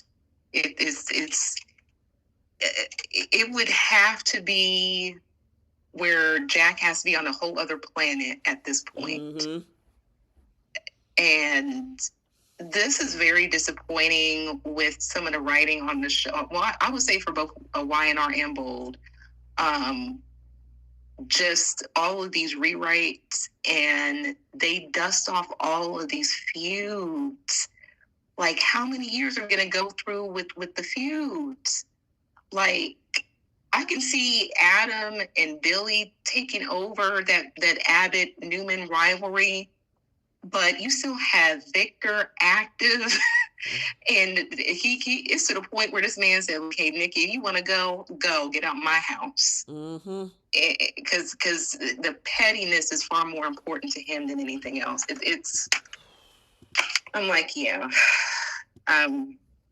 Josh Griffin, why does this man have to constantly win? It's the same thing I would have to say about Brad Bell. Like, what is your obsession with Brooke? Like it's like they pick and choose who they I don't know. And it doesn't create any balance as far as storylines, because by this time Victor should have fell from grace. Mm-hmm. Like he should have had the whole Christmas episode. I think he had one Christmas episode years back, and talking about he needs to change his behavior or this is going to happen, and clearly that didn't work. But something. This is crazy. Yeah, I'm over it, and it still leaves us with that open ending on what's going to be the end result of this whole AI thing. Because yeah, he has it, but he's not doing anything with it because Jack pretty much imploded himself, and then you got Jack with these weak alliances when Phyllis is as much because I've been seeing the comments in my comment section where folks are like, "Oh yeah, Phyllis can't be trusted," and blah blah blah, and I agree with that. But out of all three of them, Michael, Nikki, and Phyllis has the closest access and the know-how to get that AI program, whether you can trust her or not. Nikki, she's not going to get that, and Michael, he's not going to get it, and they've been bought, as we saw in yesterday's episode. And that's the part that gets me. It's one thing you don't trust Phyllis, fine. But your friends are fake friends. They are well aware of Victor's plans and well aware of the moles that are planted. Nikki sits back quiet, which is pretty much what she told Jack, yesterday's episode. Mm-hmm. Say, hey, I'm staying out of it. I'll talk to him. I'll appeal to his heart, but I don't want to be a part of this fight anymore. So your fake friend has been well aware of what Victor is doing and has no problem. And the kids too. Same with Victoria. Mm-hmm. Because she has a discussion with Kyle in today's episode about trying to get rid of Victor, and she playing dumb. Mm-hmm. They don't care about y'all like that. Mm-mm.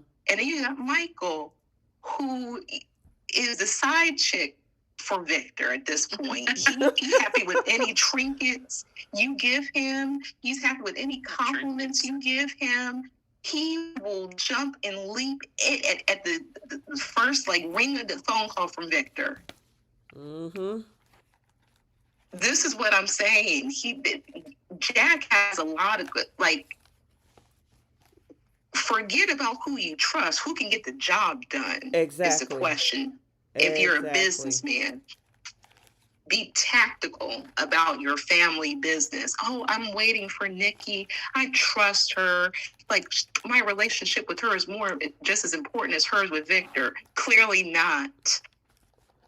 Yeah, I don't She even wants to understand. sleep. And if I was, I'm surprised Diane ain't tripping.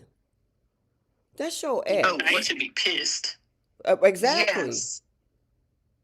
I wanted her to hear that conversation so badly, just pop in at the door I kind of figured as such. But why are you friends with your enemy's wife? And she not going to do anything for you? Yep. This is the same one that you was talking about, Bree, over the past couple weeks, that she overheard them talking about doing that hit piece, and she said nothing. She didn't warn him, nothing. She went back upstairs and went to sleep. And she told that to your face, and you putting all your stock into this woman. And Victor laughed at you and said, how many millions are you losing each day? Mm-hmm. You have employees. Be tactical.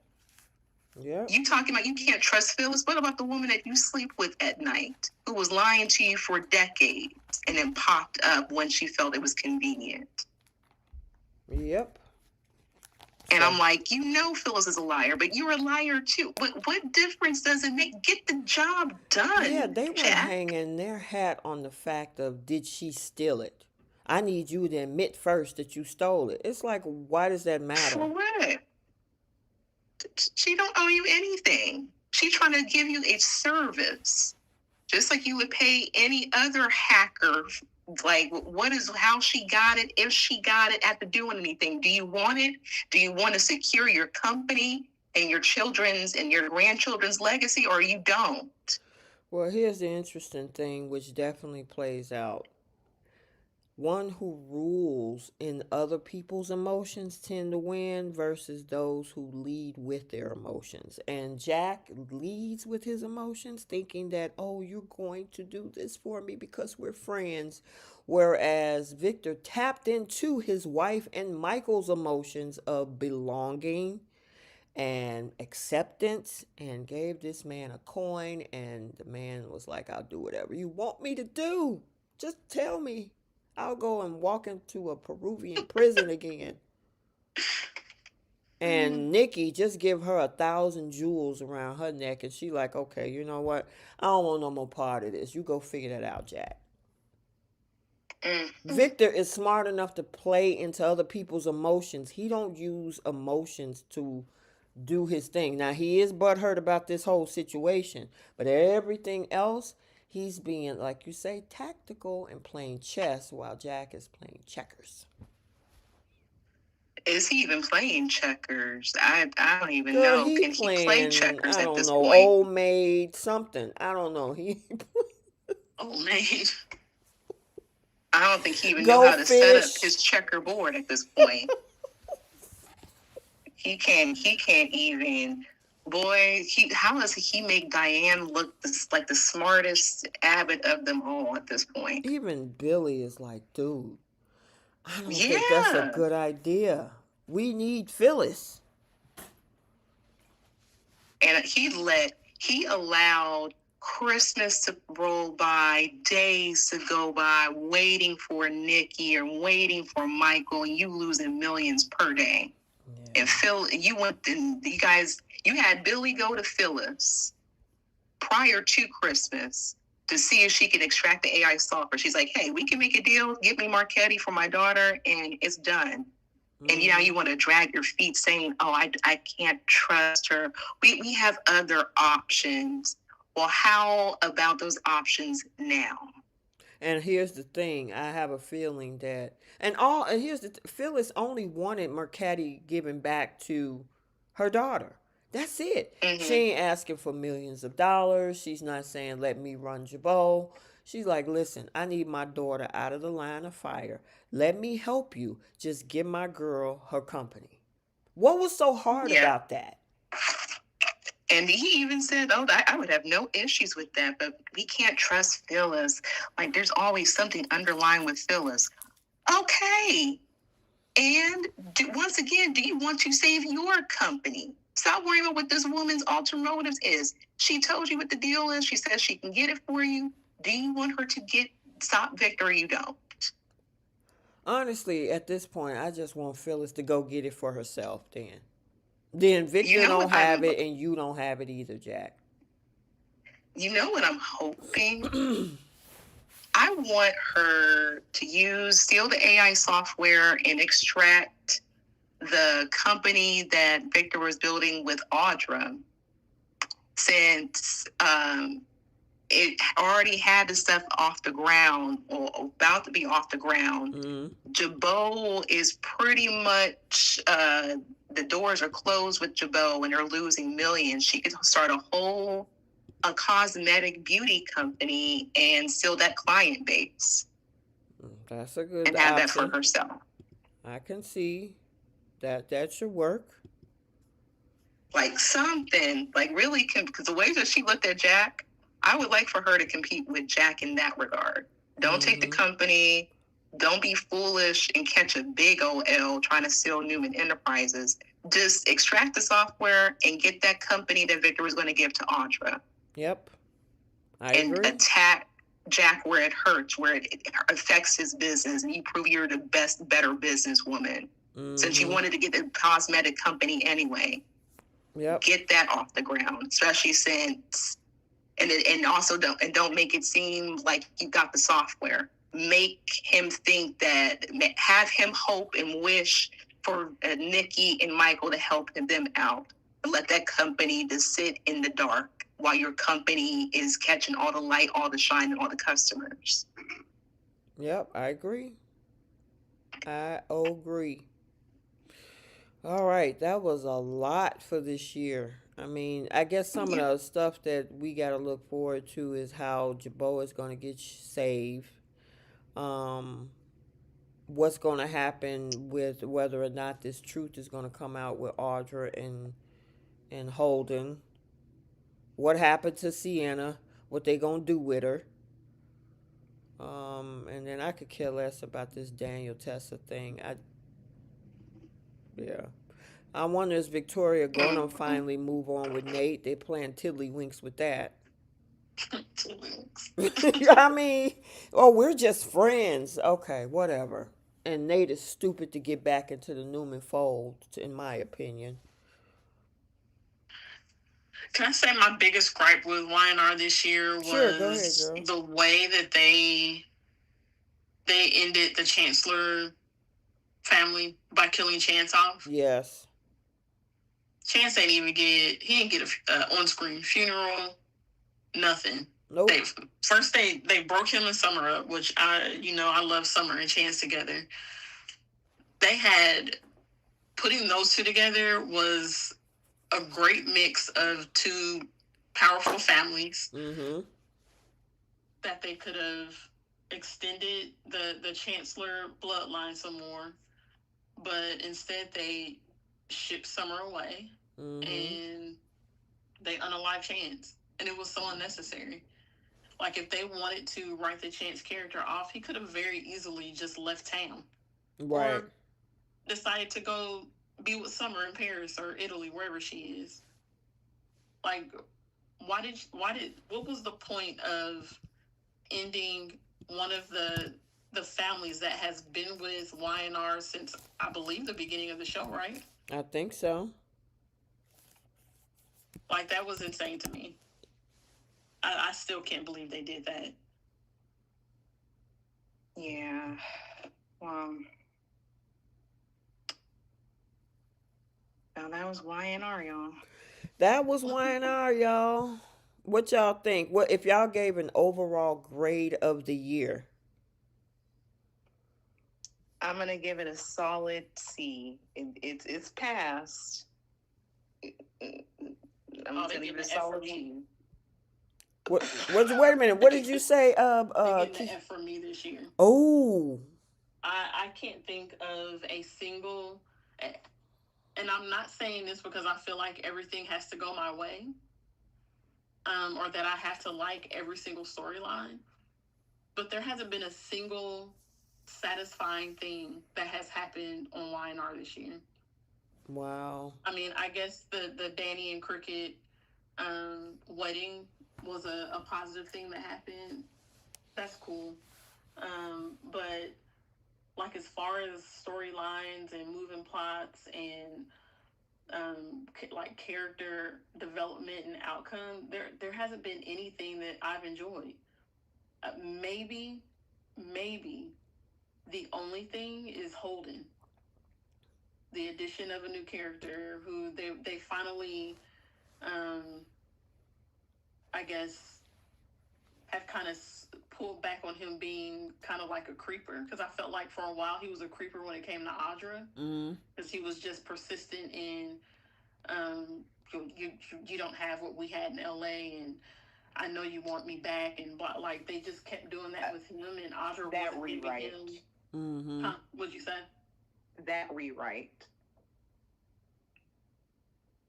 Because he was obsessed with her. They were dating. Yeah. They weren't dating, and now it was all about him covering up something for her. That complete rewrite. Yeah, I'm just glad that they stopped with the like this woman is not giving you any. It was kind of like the Damien and Lily thing in the very beginning, where he just kept on with Lily, and she wasn't giving him any type of indication that she was at all interested. It was kind of the same way with Audra and Holden for a while, where she was happy with Nate. She wasn't flirting with you. She wasn't giving you any indication that she was interested in you. But yet and still, here he comes walking up behind her at the bar, or making all these little insinuations about their past, and how he knows that she wants him, and it's like this is coming off very harassing. I need them to redirect his character. um I mean, I guess it's not too much better because now he's begging Claire for a chance, but at least with Claire, Mm-hmm. he's not being creepy about it. Like, I think that they thought they were writing him to be like this, um, I don't know what the equivalent of like a vixen is for a male, but they were not. That was not what was happening with him. It was just like, this guy doesn't know how to take no for an answer. He's the guy that you don't want to approach you in a bar because he doesn't know when to walk away, even though you've rejected him 5 times already. Um, so at least they're not doing that with Claire with him. But I would say that was probably my only. Holden is probably the only bright spot in the show this year because he was a brand new character. They added, needed diversity to the show. So now it's just a matter of what they continue to do with him into the next season. Gotcha. Hopefully, it will be something other than begging Claire for her trust and understanding and whatever else. Okay. Alrighty then. And what was you said an F? I would give it probably a C minus, and you said a C, right, Bree? Yeah, I'll give it a C Okay. because they Claire grew up. We got a couple of some decent love scenes, some Okay. good chuckles. But Okay. that's as far as they're gonna get. They got average. Right. Gotcha. That's just, that's all they get. All right. We gotta go to the bold and the beautiful. And So the Luna and the beautiful. to what? What you say? The Luna. The The Luna and Luna the and the beautiful. beautiful. That is funny. Um, you guys, make sure y'all hit that like button. I hope you are enjoying us talking about the ups and downs, the best and the worst of 2025. We just completed the Young and the Restless. Hopefully, we can get, because I know that the soaps are coming on today. So I know it's 10 o'clock on the East Coast. What time does your first soaps come on out there? Both of y'all are on the Eastern time zone. Not till 12:30. Not till Yeah. 12:30. Okay, I'm just trying to make sure. All right, but I want to still at least try to get through this, and then you guys can enjoy the rest of your morning and your day. All right, so for the bold and the beautiful, major storylines. First one we got to hit. Finn learns the truth about Miss Lunatic Luna. So Finn discovers Luna is his daughter from a college affair with Aunt Poppy.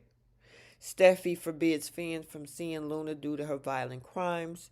Luna infiltrates Hayes' art camp as Miss Sunshine, kidnaps Dylan and lures Steffi to the beach house at gunpoint. And then she gets shot. She is re-alived, not unalived, but re-alived by Aunt Lee, only to grape Will, get pregnant, and then get hit by a car. Allegedly. Allegedly. Mm-hmm. Luna took up the entire year, in my opinion. Shout Yeah. out to Miss Lisa Lisa Yamada, Yamada. Her who Emmy. got her Emmy this year. Obviously, that was Mm-hmm. from 2024, but she's been the pretty much moving force throughout the past 2 years, I would say. Yeah. Man, I mean, I feel like we talked about Luna to death at this point. Mm-hmm. Me personally, I think this girl is still alive. Once again, it's always something about whenever we don't see a body, yeah, that usually for me indicates that the person's probably still alive. Mm-hmm. I gotta give it to this girl. That character hooked in majority of the characters on the show.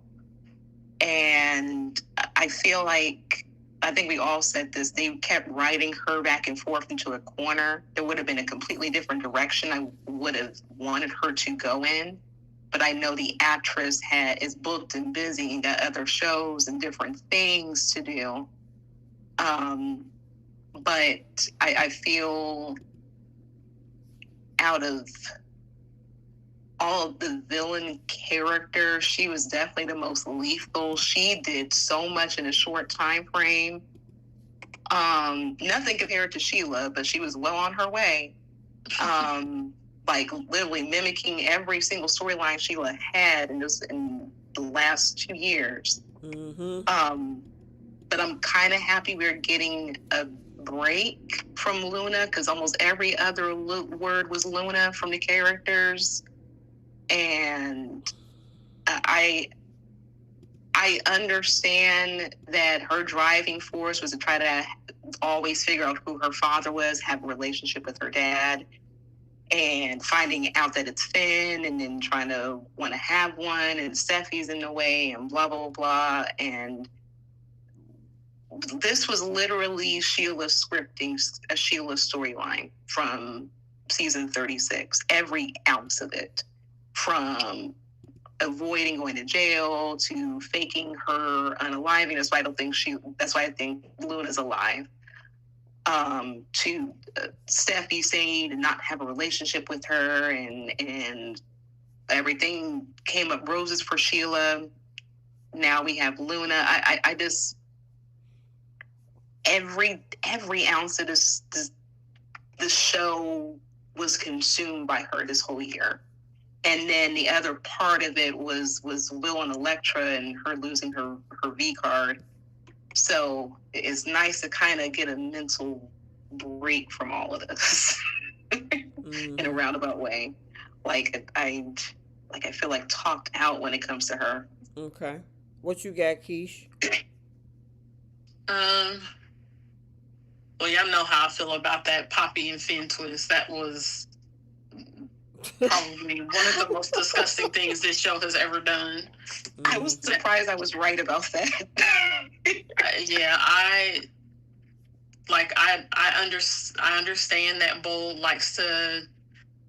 I don't even consider this pushing the boundaries. That's not pushing boundaries to me. That's just being disgusting.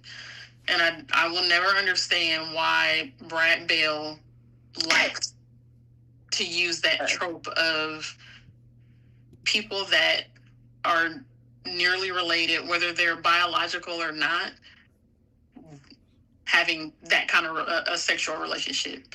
And for me, the fact that they built Poppy's character off of being Finn's aunt. Like, this man was calling this woman Aunt Poppy for 18 months. Mm-hmm. And then they switch it up and tell us that this man that she's known since he was born, who was raised as her nephew, she had sex with him before he's still in high school, actually, because Lee said it herself. He was preparing to graduate from high school. And they think that telling us that Finn was 18 was going to make this okay. And the fact that the show even said, well, no, she didn't groom him. He was 18 years old and Poppy was just misguided. Like, that's the excuse you guys are going with? He said, that's what we doing?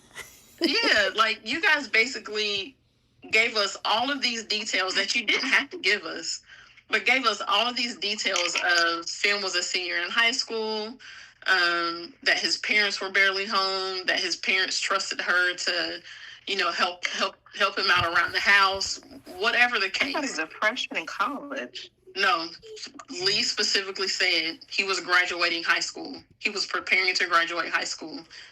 This man was worse. Yes. Yep. So the fact that you tell us this, you tell us that he had just turned 18, and then you tell us that she went to Finn's safe place, which was like a spot on the roof, like right outside his bedroom window or something like that. He said that that's where he would go to think when he, needed time to himself. You tell us that when the night that it happened, Finn went out to his safe space, and that's where Poppy was, waiting for him because she was looking for some comfort.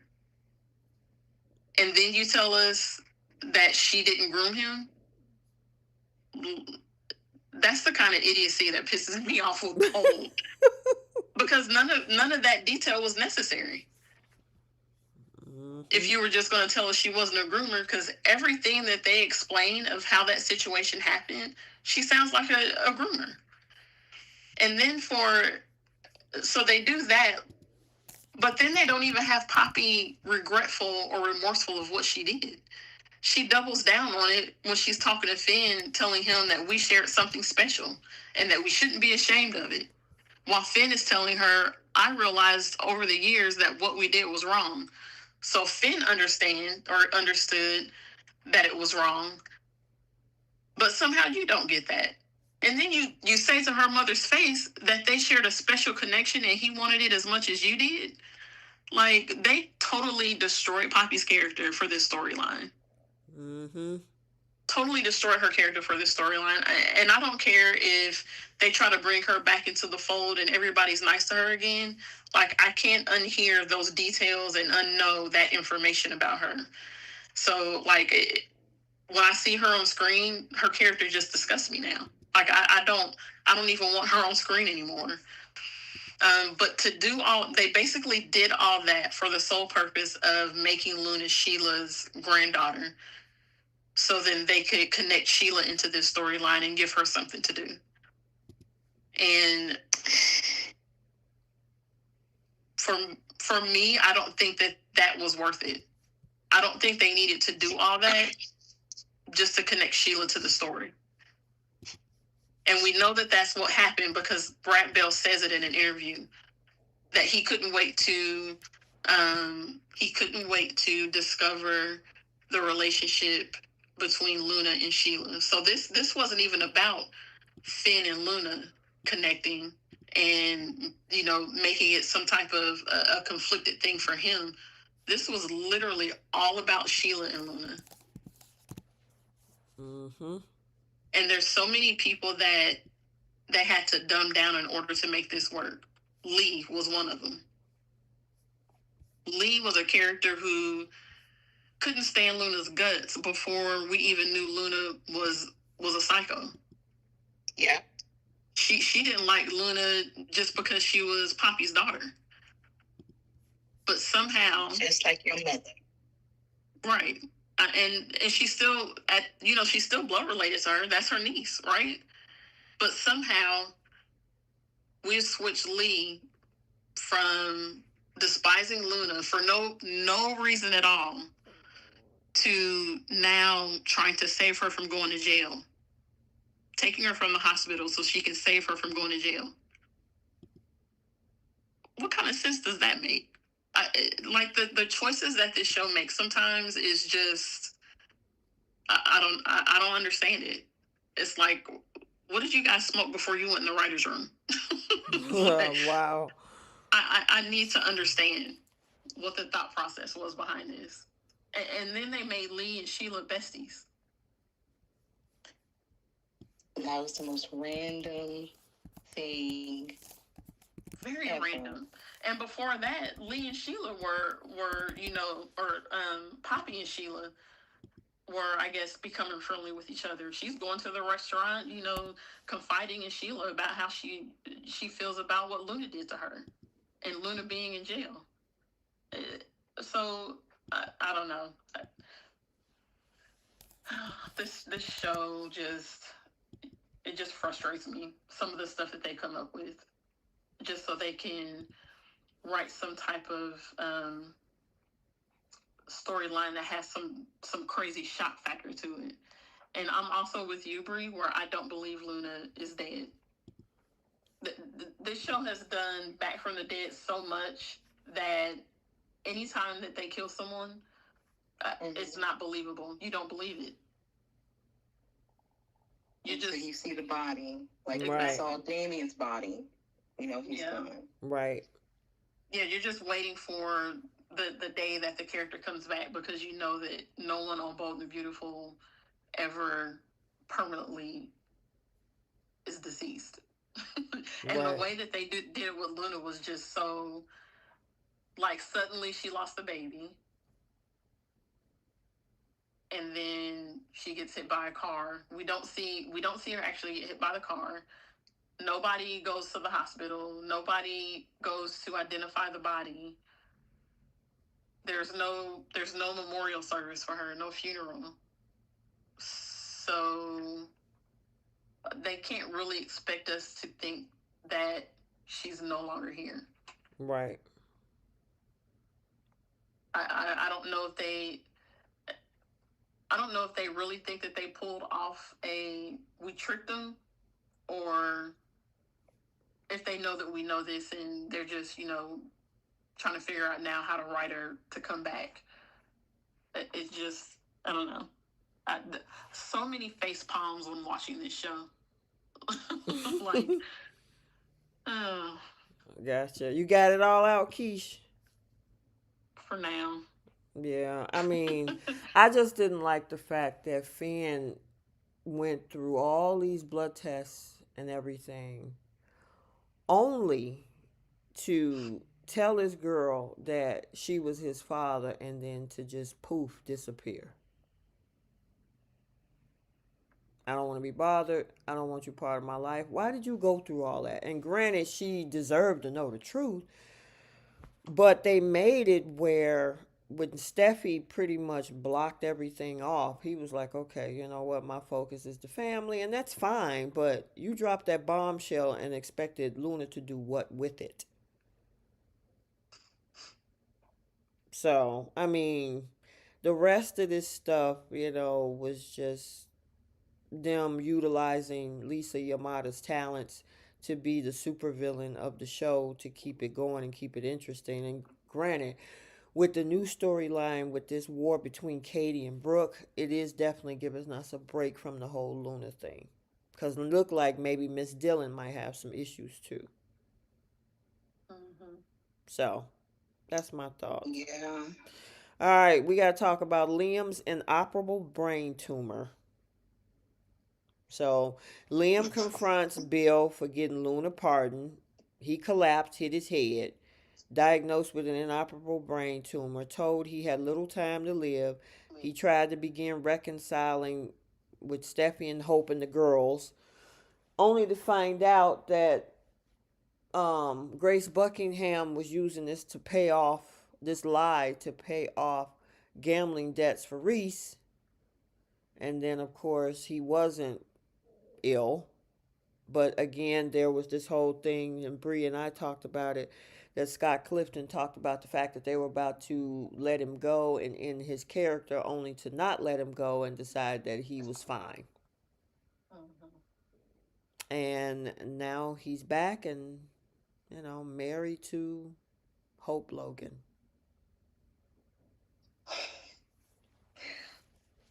I I think we knew in the beginning they weren't. We assumed they weren't going to get rid of the Liam character, but then Scott Clifton did an interview with Michael Fairman saying, "Hey, Brad Bell sat me down, and yeah, they were was it Soap Opera Digest, one of the two, where he said that Brad Bell sat him down and said, "Hey, we're about to end the Liam character," and it completely flipped on him with the week.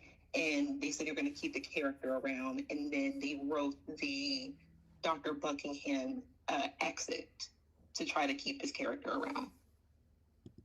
It's crazy to me that they thought that that was going to be a good idea. Mm-hmm. I don't know. I mean, we were hoping that he wasn't going to go away, but I'm like, why would you get rid of? You already got rid of Wyatt. Right. Why get rid of Liam too? And then you bring Will on. So he was going to be the only prodigal son in this whole thing, and then they shifted gears. So Yeah. I'm glad they did. yeah, I am too. I agree. That was it on I the hate Liam though that story, they used Grace to do it. right? I That's hate the the way that that interesting story thing ended up. that Lee got away with reviving Luna, but Mm-hmm. Grace Buckingham. I mean, Bill was man. Some of the words that he used, I was like, Yeah. oof. Yeah, and it was the whole thing was goofy the way they did it, because she did it to pay off Reese's gambling debts. And Mm-hmm. it's like, they're not your debts, and you're not even married anymore. Just go to the police. Right. But you did this whole intricate plot of lying to somebody about a medical condition, and then making up this procedure just to get money out of them. Like, that was they, another one they pulled out of their backside. That was ridiculous. Right. Yep, I And agree. then the other effect of that was Thomas breaking up with Paris, because apparently she knew about it and didn't say anything to him. Yeah, that whole thing Mm-hmm. was I don't it's weird. It really is, and I don't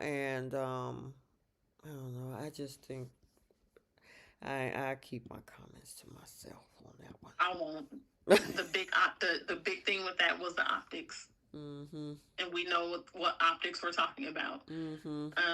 And the reason why that's an issue, and I know a lot of some people will say, well, you guys can't expect the minorities to always be, upstanding citizens. They have to be bad guys too. And I don't disagree with that. However, when it's a show where they don't really have a lot of minorities, especially ones that have front burner storylines, Mhm. when you bring them in and the sole purpose is for them to be the criminal or doing something nefarious, which Reese was. You turn Dr. Grace into it. Um, it. That's where the optics come into play, because they have Carter, who they pull off the shelf every blue moon, and put him in a front burner storyline. But when they did that, what did they have him do? Mhm. So that those kind of issues could be, I guess, cleared up in a sense if they actually had a more diverse cast, and the minorities that they do have, they actually give them something to do other than um, trying to steal something from somebody, or uh, having some type of scheme that affects someone's life, or literally anything else. Yep, I agree. Oh man. Okay. Anything else, Bree? Or are you good? I think I'm good. Okay, gotcha. All right. Will saves Electra from Remy. The fake nude photos of Electra surface. Electra discovers her stalker is a longtime friend Remy. There was this chase through LA where Will rescues her and punches Remy in the face, and it strengthens Electra and Will's relationship, only for Remy to return to be in a relationship with Deke. And then Mm. Deke finds out the truth about Remy. Deke and Remy are adorable. Yeah. I love the two of them together, but what I hate that this show did is exactly what I thought they were going to do. Is they finally have a gay couple on this show, and they used what Remy did to Electra. They used his sexuality as the excuse as to why he did it, and I hate that they use that reasoning behind it. Um, so I'm hoping that somehow Deke and Remy are able to resolve the issues and get back together, because otherwise, what else are we like? What else are they going to use Remy for? Because Luna isn't there right now, and Remy is his only other connection to everybody else on Canvas. So I'm hoping that they somehow figure this out and they redeem his character. If they can have Sheila be in a happy marriage, running her business with her husband after she tried to unalive 3 people, then I think they can do something for Remy. Gotcha. Bree? I like the fact that they brought the Deke character on. Um, I feel they wrote Remy into a corner. I feel like we see him sporadically, like we do Zendaya at this point. Mm-hmm. I hope that with Deke's character coming back and the fact that he has a relationship with Deacon, it would be great if we had more of Deke's family members come to the forefront. Um, but I mean, we get a completely new storyline arc. They made an announcement about this being like the first gay couple, so I think that's a great thing to make it even more inclusive. But I'm curious to see the direction they're gonna go in. Moving forward, he might be working for Katie. I'm hoping that if they're going to redeem Remy's character, I mean, the route they go with it is questionable. I'm just curious what they're going to do with that. Okay. I guess the only thing my takeaway from that, because I can definitely appreciate what you guys are saying, is that, and I know Keish brought this up with the other soap about why are not utilizing their younger characters. That's fine, but to me the storylines were boring, and I'm not talking about per se with Deke coming on, because that definitely adds another layer to that. But earlier this year, it was like we were always talking about maybe they should be on Disney or Freeform. It was just not. Luna took the front stage, and anything outside of her, which was that developing relationship, that she had with Will, and all this other stuff. To me, I just couldn't get invested into it because I was looking for the soapy drama that I'm used to. Yeah. And it wasn't soapy enough to bring on the way that they brought on the new characters. Now, Deke is a different story. It brings Deke and his other kid on the scene. Hope now has a brother outside of a Forrester, or because there was RJ on, and it seemed like she bonded more with Deke than she did with RJ. Um, or their connection was deeper because she was still checking for him off when he wasn't on screen, and all that other type of stuff. That we heard a background story before he got there with the relationship between Hope and Deke. But prior to Deke, everything else was just like, okay, this need to be somewhere else, in my opinion. So I'll just leave it right there. Yeah. Mm-hmm. All right, we got Carter's coup and redemption. Carter took stages that takeover at Forrester after Hope is fired. Daphne was sent to seduce him into returning the company. Carter gave the company back out of guilt instead. Hope dumps Carter, then later accepts his marriage proposal, only to not marry him, end up with Liam, even after she got Hope for the future back by Carter.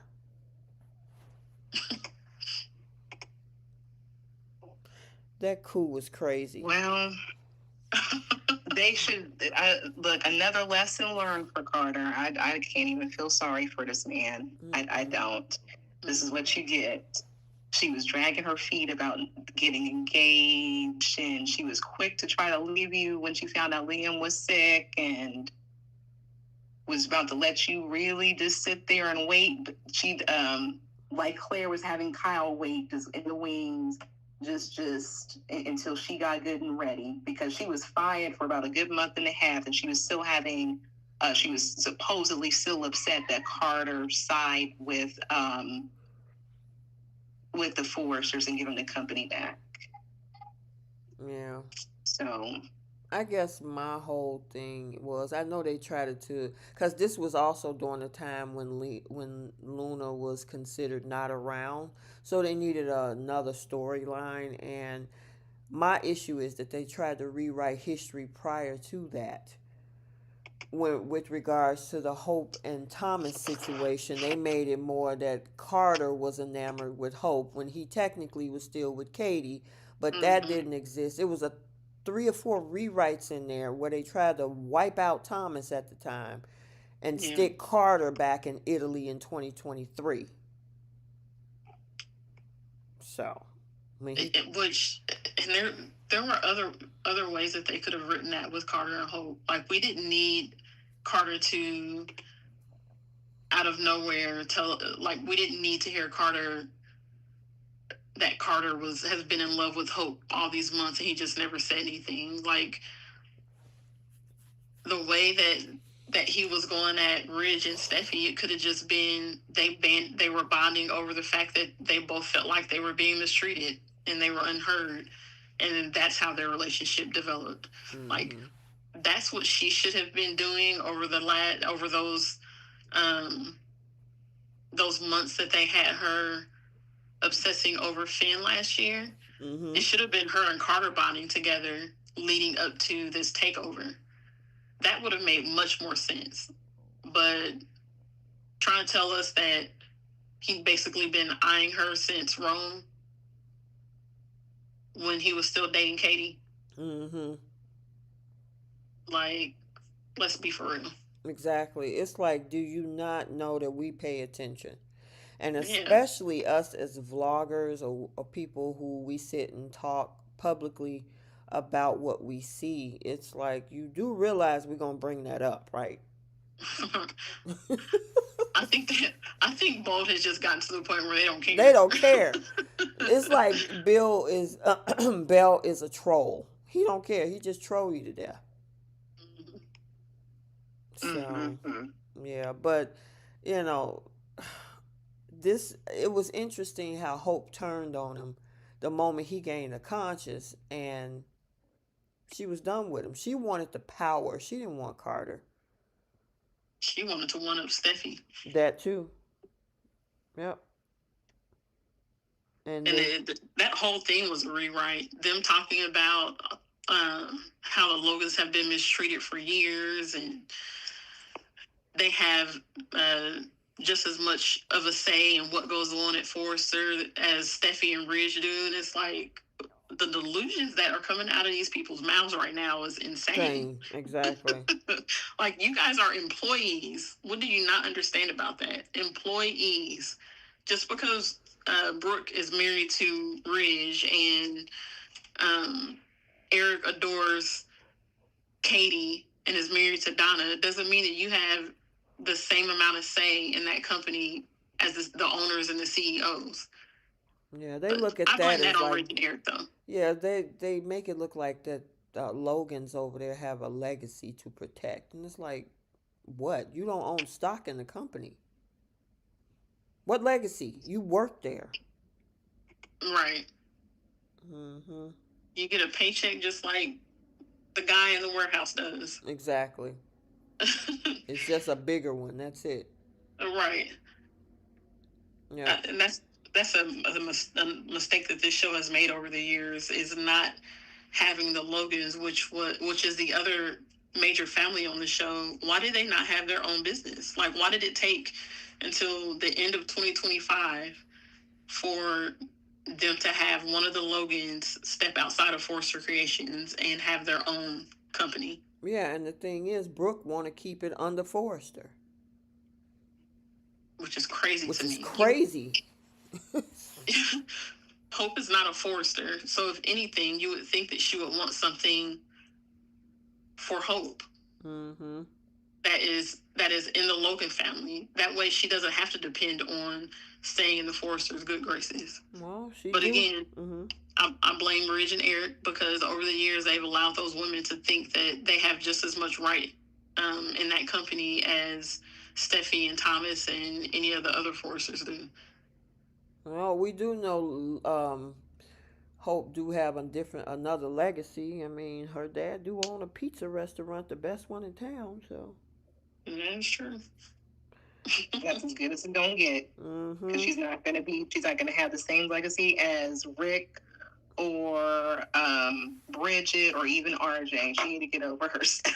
I just didn't like the fact that Deke and Hope played that down. Well, I guess I can just go over and work with Dad at his restaurant. I'm like, at least he built that. Your Yeah. dad actually came from a criminal background, tried to reinvent himself and then make himself right by starting his own business. And y'all look down at that, but y'all want to be employees over at Forrester.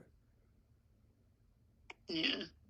And Okay. all that money that they have, you know, Brooke is loaded from all the divorces and the settlements and the child support. Hope has to be loaded from child support alone Well, she should be loaded for if not she have to gets it. pay rent because she live on her mama's That land. too. That too. And the connections they have.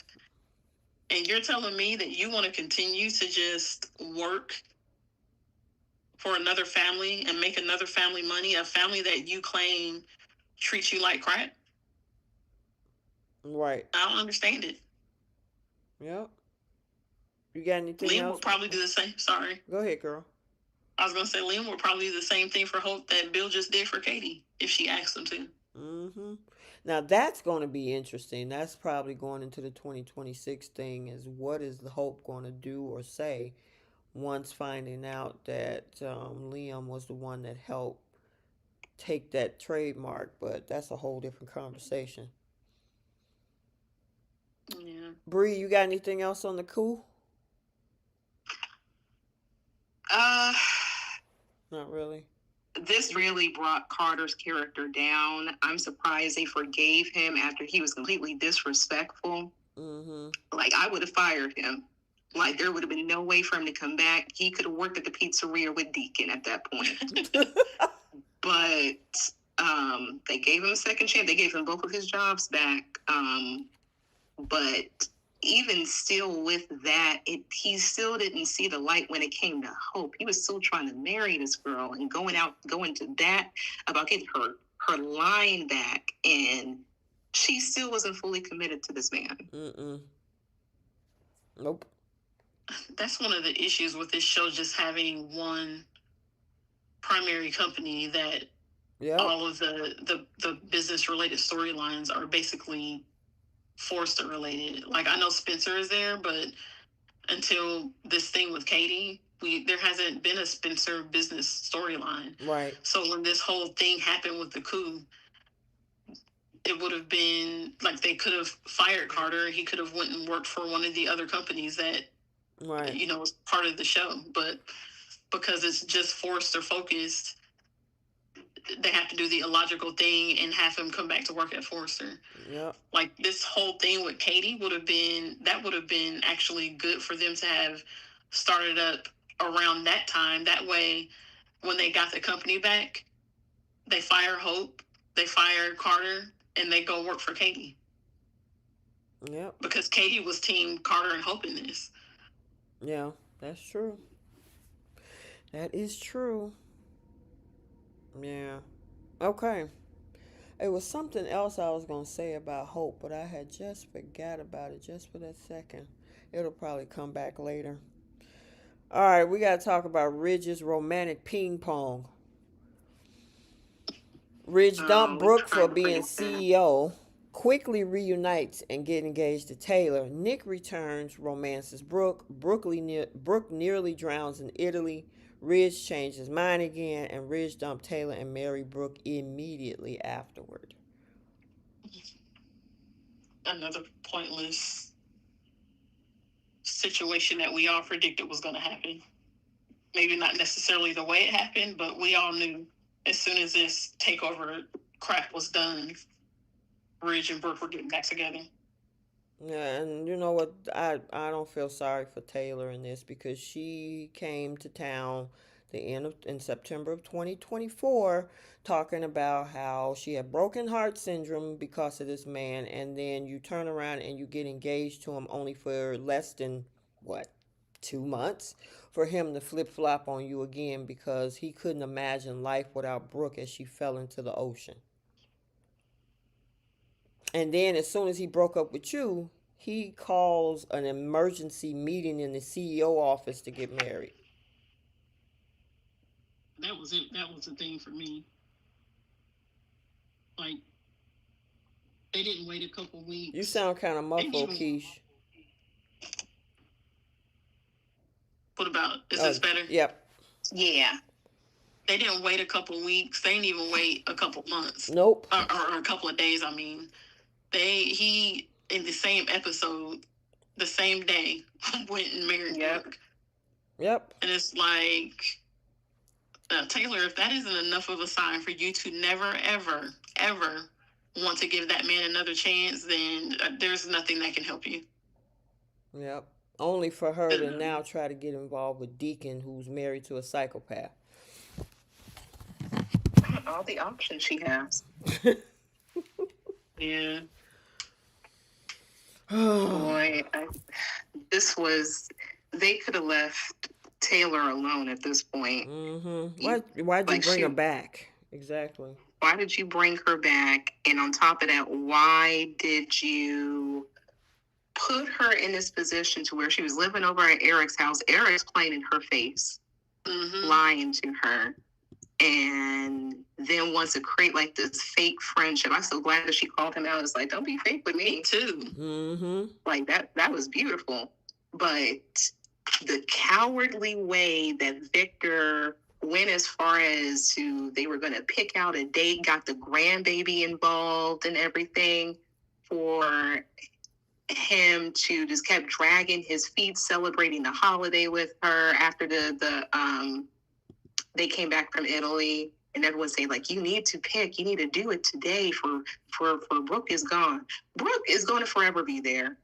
Right. She where was she going? Mm-hmm. But he had absolutely no respect in the things with Taylor. He didn't have to accept her proposal. He kept saying he's in love with her, that is his future. He kept trying to reassure her everything. And for you to blow this up in her face was crazy. Mm-hmm. So I'm glad they got the little mini wedding, everything over with, because I wouldn't be celebrating Brooke being in a white dress. That would be comical. But like, this is not a reunion I care for. Yeah. Especially with how Ridge treats Taylor every time he makes his way back to Brooke. It's just so disrespectful. And gotcha. And the way that Eric treats her is disrespectful. Yep. Yeah. Yeah, I'll never understand. This was all. It was just unnecessary. Like, everybody predicted that it was going to end up this way, and there was no point. I feel like the only purpose for this was they just wanted another round of humiliating Taylor. Mm-hmm. Because it's not like there was some lesson learned or, some big thing that happened other than, I guess, Brooke falling off of the back of that boat. But we didn't need Taylor and Ridge to get back together in order to drive a Brooke Ridge reunion. Right. They could have just left Ridge single. They could have left Taylor single during this time. She didn't need to be involved in it at all, but they couldn't miss the opportunity to once again have Ridge reject her. Mm-hmm. Like, it's so weird. Yeah. Mm-hmm. Yeah. When she was coming to town talking about she don't need no man and all that, and that's fine, only to do what she did to get back with Ridge with the whole coup, and then turn around and blew up in her face. And then you had, like you said, Eric talking about, and she like, just don't stop. We ain't doing that. I'm like, okay, well, you signed up for this. How many times you got to get left at the altar? You just went through this at the end of 2022 when it was Krista Allen. So you come back to town for this again? Okay. Right. And the fact that Eric was trying to keep her at the house, it's like, oh, you can stay. You're still family. You don't have to go anywhere. What's the point of her being there? Right. If you continue to be fake to her. Right. You were fake up until that very day that Ridge and Brooke got married. Yeah. You going over to the house to check to see if she's okay, and this was meant to be, and but you can stay here. Get out my face. Yeah. Let me He was the main one running around like I'm good Italy, off of you. running around Italy. I'm going to do whatever it takes to find Brooke. What you going to do? Oh Sit my down. God. About to hurt that hip replacement. Like, sit down. You can't do nothing, you know. So for her to be like, yeah, don't be fake. Don't play in my face. I'm out. She did the right. That was the only thing I think she did was the right thing. Everything else, I don't feel sorry for. Yeah, Um. it was. I was definitely surprised they allowed her to call him out on that because she's never done that before. Mhm. No one has ever done that before. I mean, not even Steffi. Mhm. Yep. That's true. We had some folks reunite. We already talked about Liam and Hope. We had Bill and Katie reunite. While supporting Will, and it also leads us to the one of the biggest other storylines that happened at the end of the year, where Ridge forced Eric to retire. So Yeah. Yeah. Once again, they just do this. What did you say? They just did this. Where he's supposed Yeah. to. They Ridge has always tried to retire Eric so many times, like even to the point where he pulled like Eric's life support. Like Ridge has been trying to get this man out of that chair, out of the building for the longest. So the fact that he's hanging his hat on this medical issue, like we don't want to lose you again. I'm like, okay, it's one of the excuses. right. Because he kept saying it's his time. He's been saying that for a better part of 15 years. He's been trying to kick his daddy out. Mm-hmm. Yes, he has. But It's why I. mhm. It's why I'm thinking that like more and more that this is why he's going to go work for Katie. Because what other reason would there have been to have a storyline where Ridge is forcing Eric to retire and it's clear that he's not ready? As goofy as it would be for him to do it, I think that that's what's going to happen if they don't do it. If they don't do it this way, where he ends up over there with Katie, then this was another pointless Storyline. plot Yeah. storyline. Because why not just have Eric, if he's for real like done, why not make Eric's retirement a happy moment, an event that everybody is celebrating, something that he wants to do, instead of, like Bruce said, once again, Bridge is forcing him to stop working, which Right. is something that he's done many times before.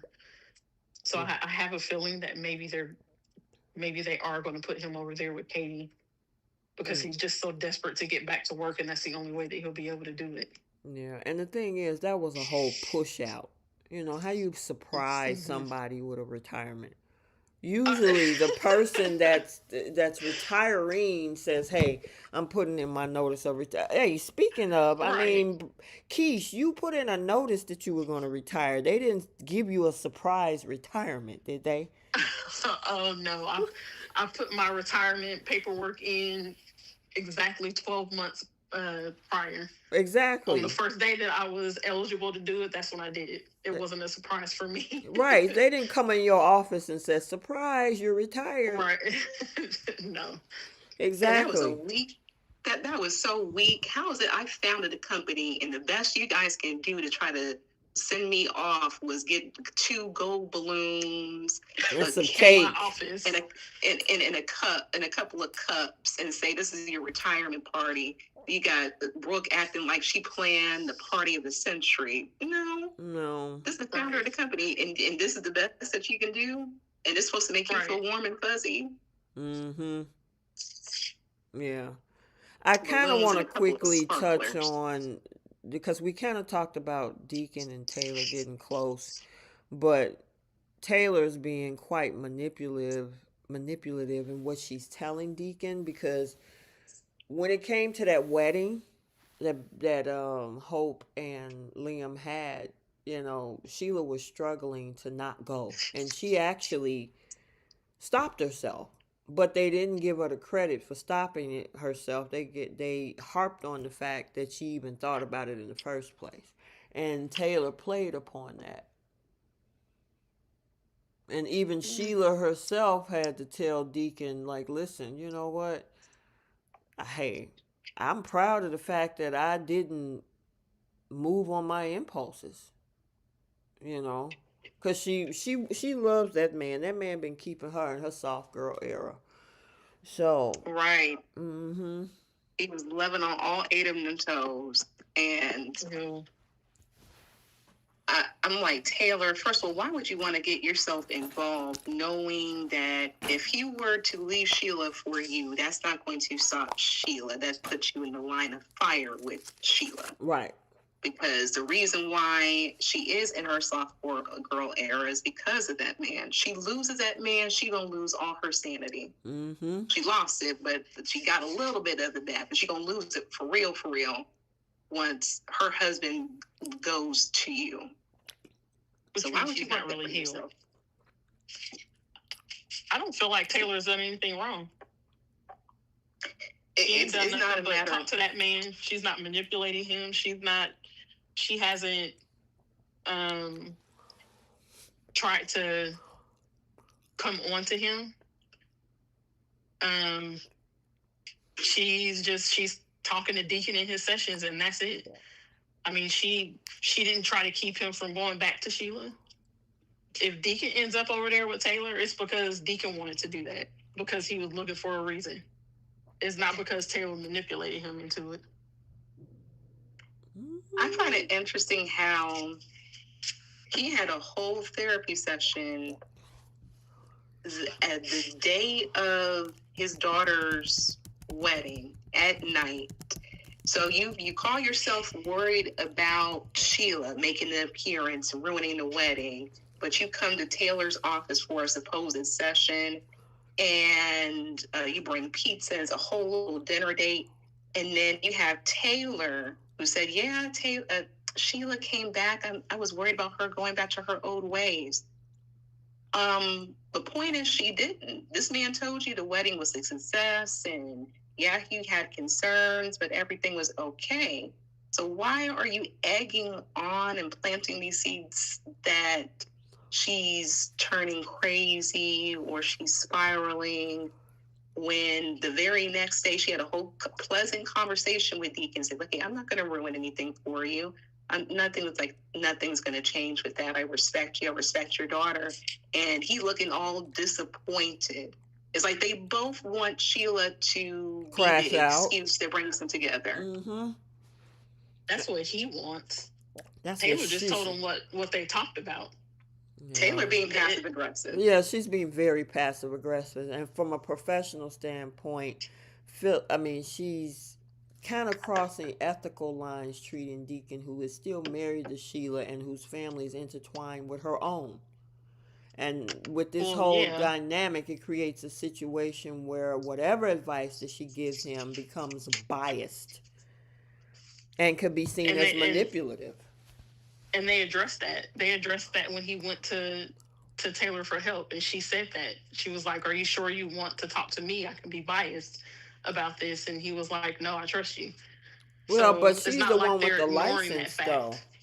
She's the one that needs to say, "I can't see you." Just like when we saw on Beyond the Gates, there were a couple of those doctors is like, I can send you to somebody else. But we know this show is not going to cast somebody to be Deacon's doctor. Like, this is all for plot.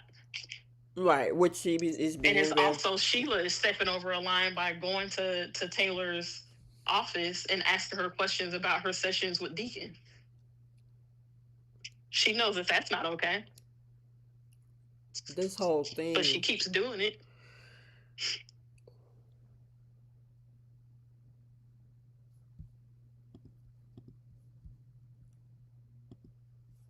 Hello? You guys still there? Yeah, I don't know what happened. No.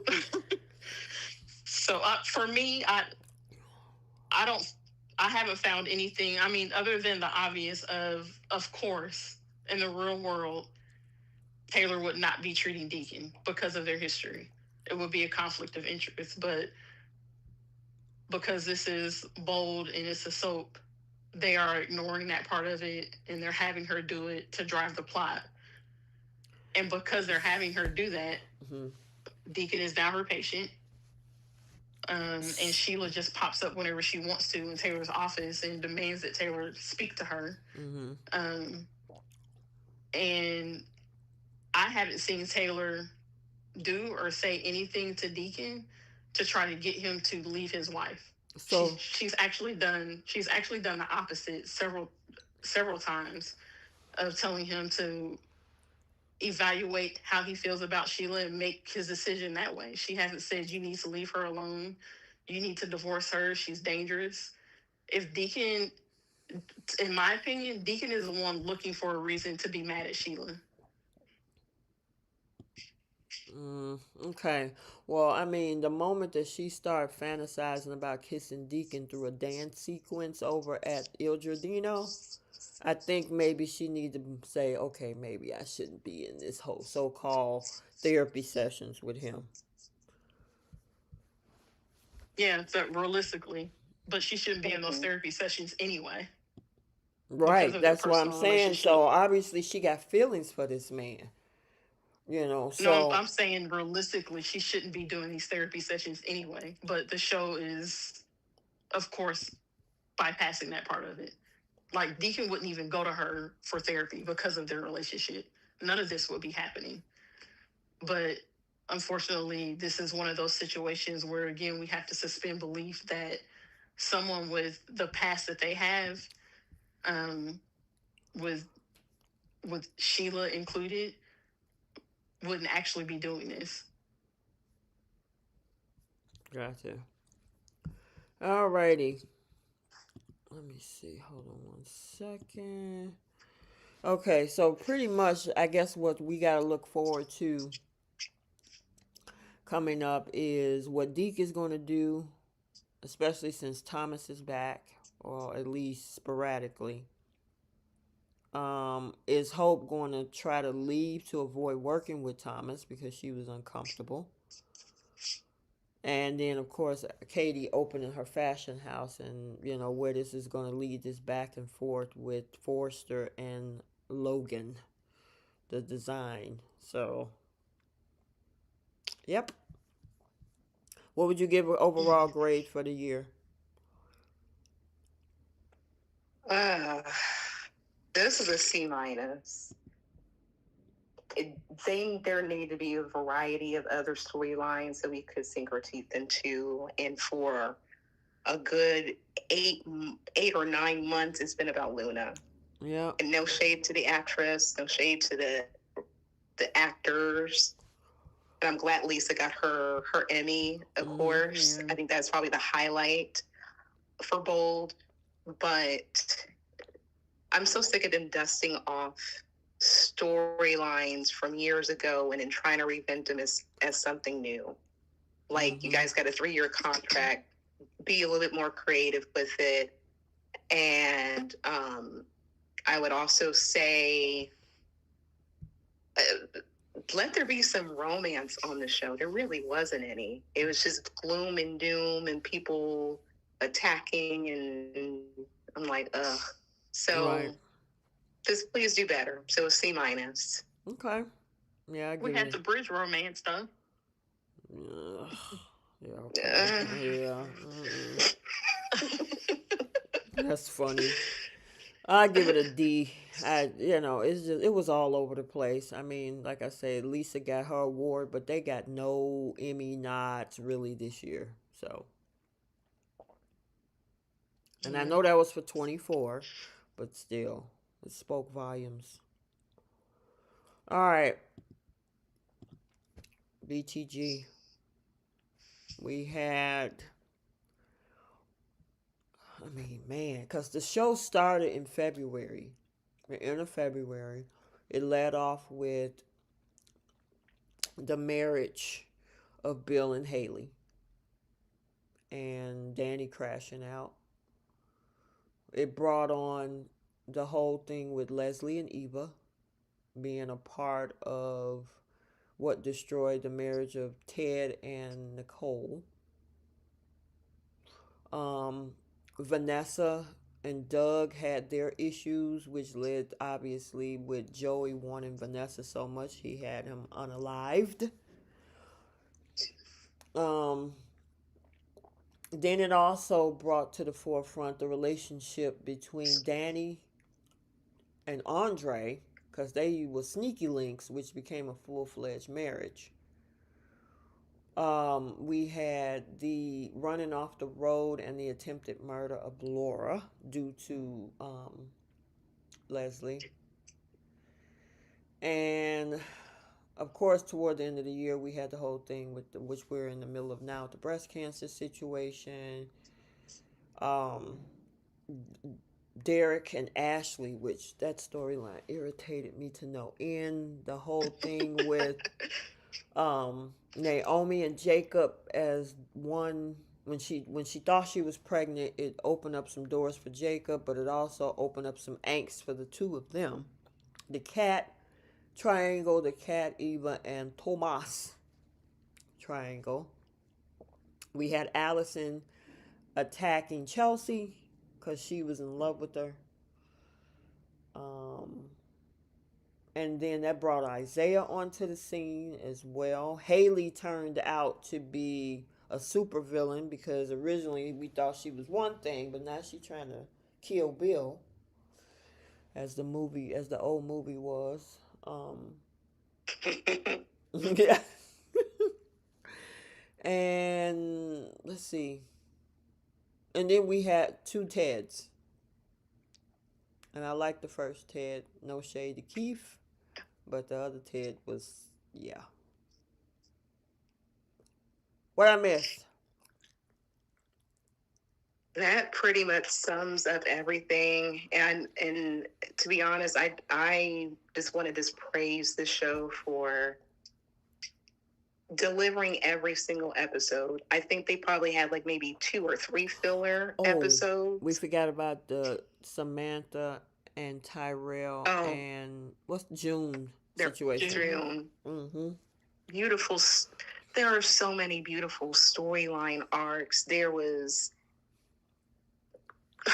great storytelling. We get like a lot of diverse, relationship scenarios. We get to see people be romantic. It doesn't have to be a love scene, but people who actually love each other, who we got to see a lot of social issues come into play, like the stuff with Kat and Eva.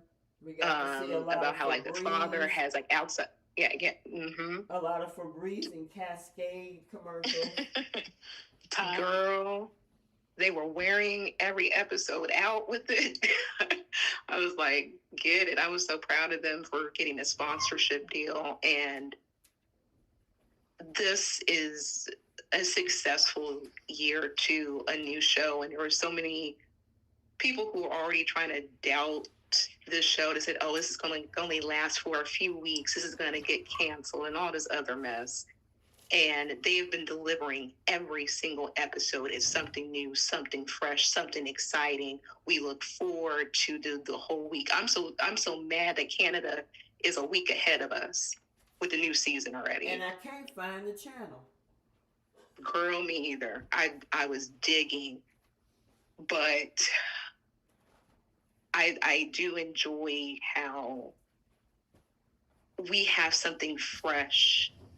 And I have like a different emotional reaction to the characters on the show. But I applaud every single actor on this show, whether they have a small part or one of the main characters. They are wearing any and every other soap out. And that's just me personally. Yep, I agree. And when it comes to the Emmys, watch them knock it out the park with almost every category. because they delivered the fashions, the hair, the makeup, the set designs, the creativity, the fact that they don't leave loose ends. They come back and they bring different stories. They show like impact, and even with the stuff with Anita, they're showing awareness. It is just so good. I don't want to take up too much time, but that's just summing it all up for me regarding BTG. I'm just so happy with the show. All right. What you got, Keish? I agree with Bree. I've enjoyed BTG. I mean, I've got my gripes about some things, but overall, I feel like the writing on this show has been a breath of fresh air compared to the other two CBS shows. Um, it feels the characters feel relatable, which is funny because I mean these are this pretty much a group of uber wealthy people that live in a gated community, and I mean many of us don't know what that's like. We don't have that experience, but they still found a way um, to make the characters relatable in a sense. Just the dialogue alone, you just feel like they're excuse me in the same universe as you. Whereas I felt like the other two shows, you almost feel like they're not on the same planet sometimes. Right. Um, because I mean, they acknowledge like real life celebrities, brands, media outlets, like just that simple thing of them like mentioning different real world, real life things that we know about makes them a lot more relatable. Mm-hmm. Um, And you see Bold is trying to copy them when we heard Liam talk about mm-hmm. Logan sounds like Prada and Gucci, and I'm like, oh, so Yeah. now y'all want to talk about other stuff. Go ahead, Yeah, because you Keish. you rarely hear them mention like real life brands or names or anything like that on Bold or YNR. Like it's very rare. Mm-hmm. I noticed that too this week with Liam. But yeah, I feel like overall they've created a really good show, and I just hope that they are able to stay around for the long haul with the other two CBS shows because I'm really enjoying them. I agree. I mean, they're knocking it out of the park. A lot of them are getting accolades off like social media, low key awards and things like that, like Amber Michelle and Daphne Duplay, and of course Kara Mosley. She's the girl is knocking it out the park. We can't forget about Trisha Mann Grant, who is playing supervillain right now. Marquita Goings, who is also the secondary villain right now on the show, playing Haley. So Don't be Muhammad. yeah, Kobe. Kobe's knocking it out the park with the cat situation, and it's just it's a great show to watch. I'm always looking forward to it. It's always moving parts with it. They're recognizing and hitting because they hit the racism thing when it came to Mm-hmm. Martin when he and Mm-hmm. his dad was on the dark road. They hit that situation with doing the breast cancer awareness thing with Anita. The love between adoptive parents and, bridging that gap between biological parent, all of those things. Now, we do have some antagonist storylines. A lot of people are not happy with how the situation is with Kat and Eva right now and how Ted is moving. But it keeps us Mm-hmm. interested in talking about it.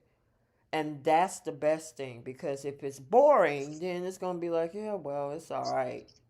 And like you said, Bree, early on, there were a lot of doubts. Oh, this show is not going to last. There were people before it aired saying, I'm not going to support it. Remember all those conversations at the end of 2024? It was, oh my God, it was insane where people was like, well, we're not going to Mm-hmm. support that. Oh no. Why should we have Yeah. that type of show?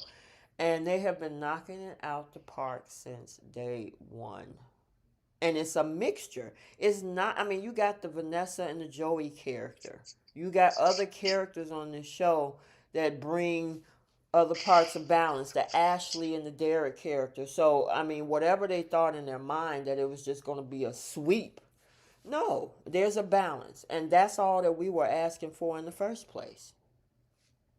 Right. More of So, a balance on this show than the other two. exactly. Exactly. Creativity, excitement. There's a plethora of storylines we could get into, and that would probably take up 3 hours. But Right. I just want to just praise the show. This is just so great, and I'm so glad they got a season 2. For all the naysayers who said it won't last 3 weeks. Well, Right. here you go. Well, here Season you go. 2 starts January 2nd. Exactly. Exactly. And we're getting, and there was crossovers. You had Devon crossover. You had the Ridge having a conversation from Forster Creations with Danny. We hardly ever get to see a lot. It's like every other year we got crossovers with the other two shows. This year we had 2 or 3. They talked about, even Anita talked about Neil Winters. It really wasn't much. Anytime we see a crossover is always with Danny and Danny Romalotti and Christine over on Bold, and usually for no reason. We had Nikki pop up on Bold a few years ago when Summer first came back, and I think her and Kyle were renewing their vows or something like that, and she was getting a dress for Summer. I think so. Again, that was several years ago. Right. And Lauren has always hopped from both of the shows, and Jack, who was over on Bold as a crossover. Summer Newman was talking to Bill Spencer about Sally and trying to get detail and information on her. So it was very few and far between. Exactly. Versus we had 2 or 3 of them all within less than a year over here. Yep. They said, look, and it was smooth. Like, I actually liked the crossover with that little moment Devon had with Danny Dupree. I'm like, what was that about? Did they know each other? He's a completely different person on BTG. He sure did. Even the lighting on him was different. He looked almost like a different person. He taught, like, it. I don't know what it was, but that interaction he had with Danny, that little flirtation, I'm like, is he going to make his way back? What is this about? Right. It kind of got you excited about it. You know what I mean? And that's the best part about the show. Every ounce of it is just, we're excited to see what's next. We're excited to see where everything goes forward. We're excited to look forward to the next episode. Like, I'm so mad that it's not Friday yet. I want to see what the new what's going to start off the new season. Right, with Jordi Villasuso, which was Ray Rosales on The Young and the Restless. He'll be over there. Oh my gosh, I was so excited to hear that announcement, because I'm still bitter about how they wrote him off of Young and the Restless. And that they wrote him off. They need to bring over the guy that played Damien too. You know, that would be nice as well. Alrighty, so Bree, I know we're gonna quickly go over some of the things that we talked about.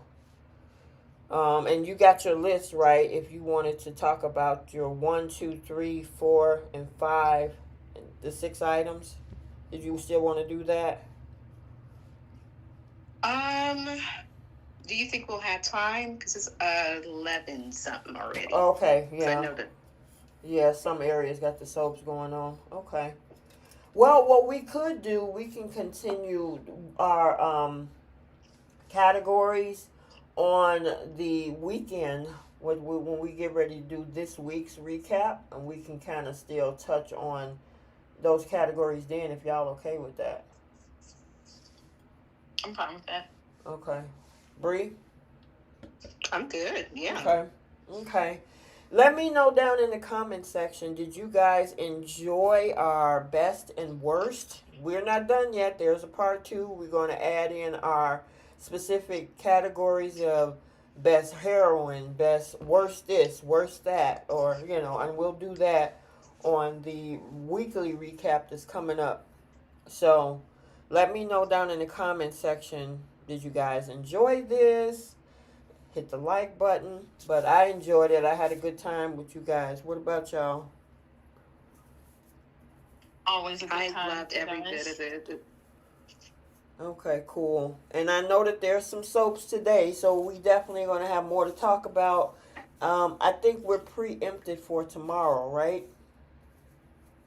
I believe so. I think there's new episodes today, Mm-hmm. and then preemption for Thursday, and then Friday we get the new season of BTG and the new episodes of everything else. Okay. And then we're back to regularly scheduled programming moving into January 5th. All right. Well, we'll end it right here. I'll let you guys get back to your day, watch today's soaps. Make sure you hit that like button on the way out. I had a great time with you guys. You guys have an amazing, amazing New Year's. Be safe if you're going out. If you're chilling at home, have a good time. And until then, I guess we'll see you guys next time. All right? Sounds good. All right. Bye, Bye, guys. Happy New Soapies. Year. Happy New Year, you guys.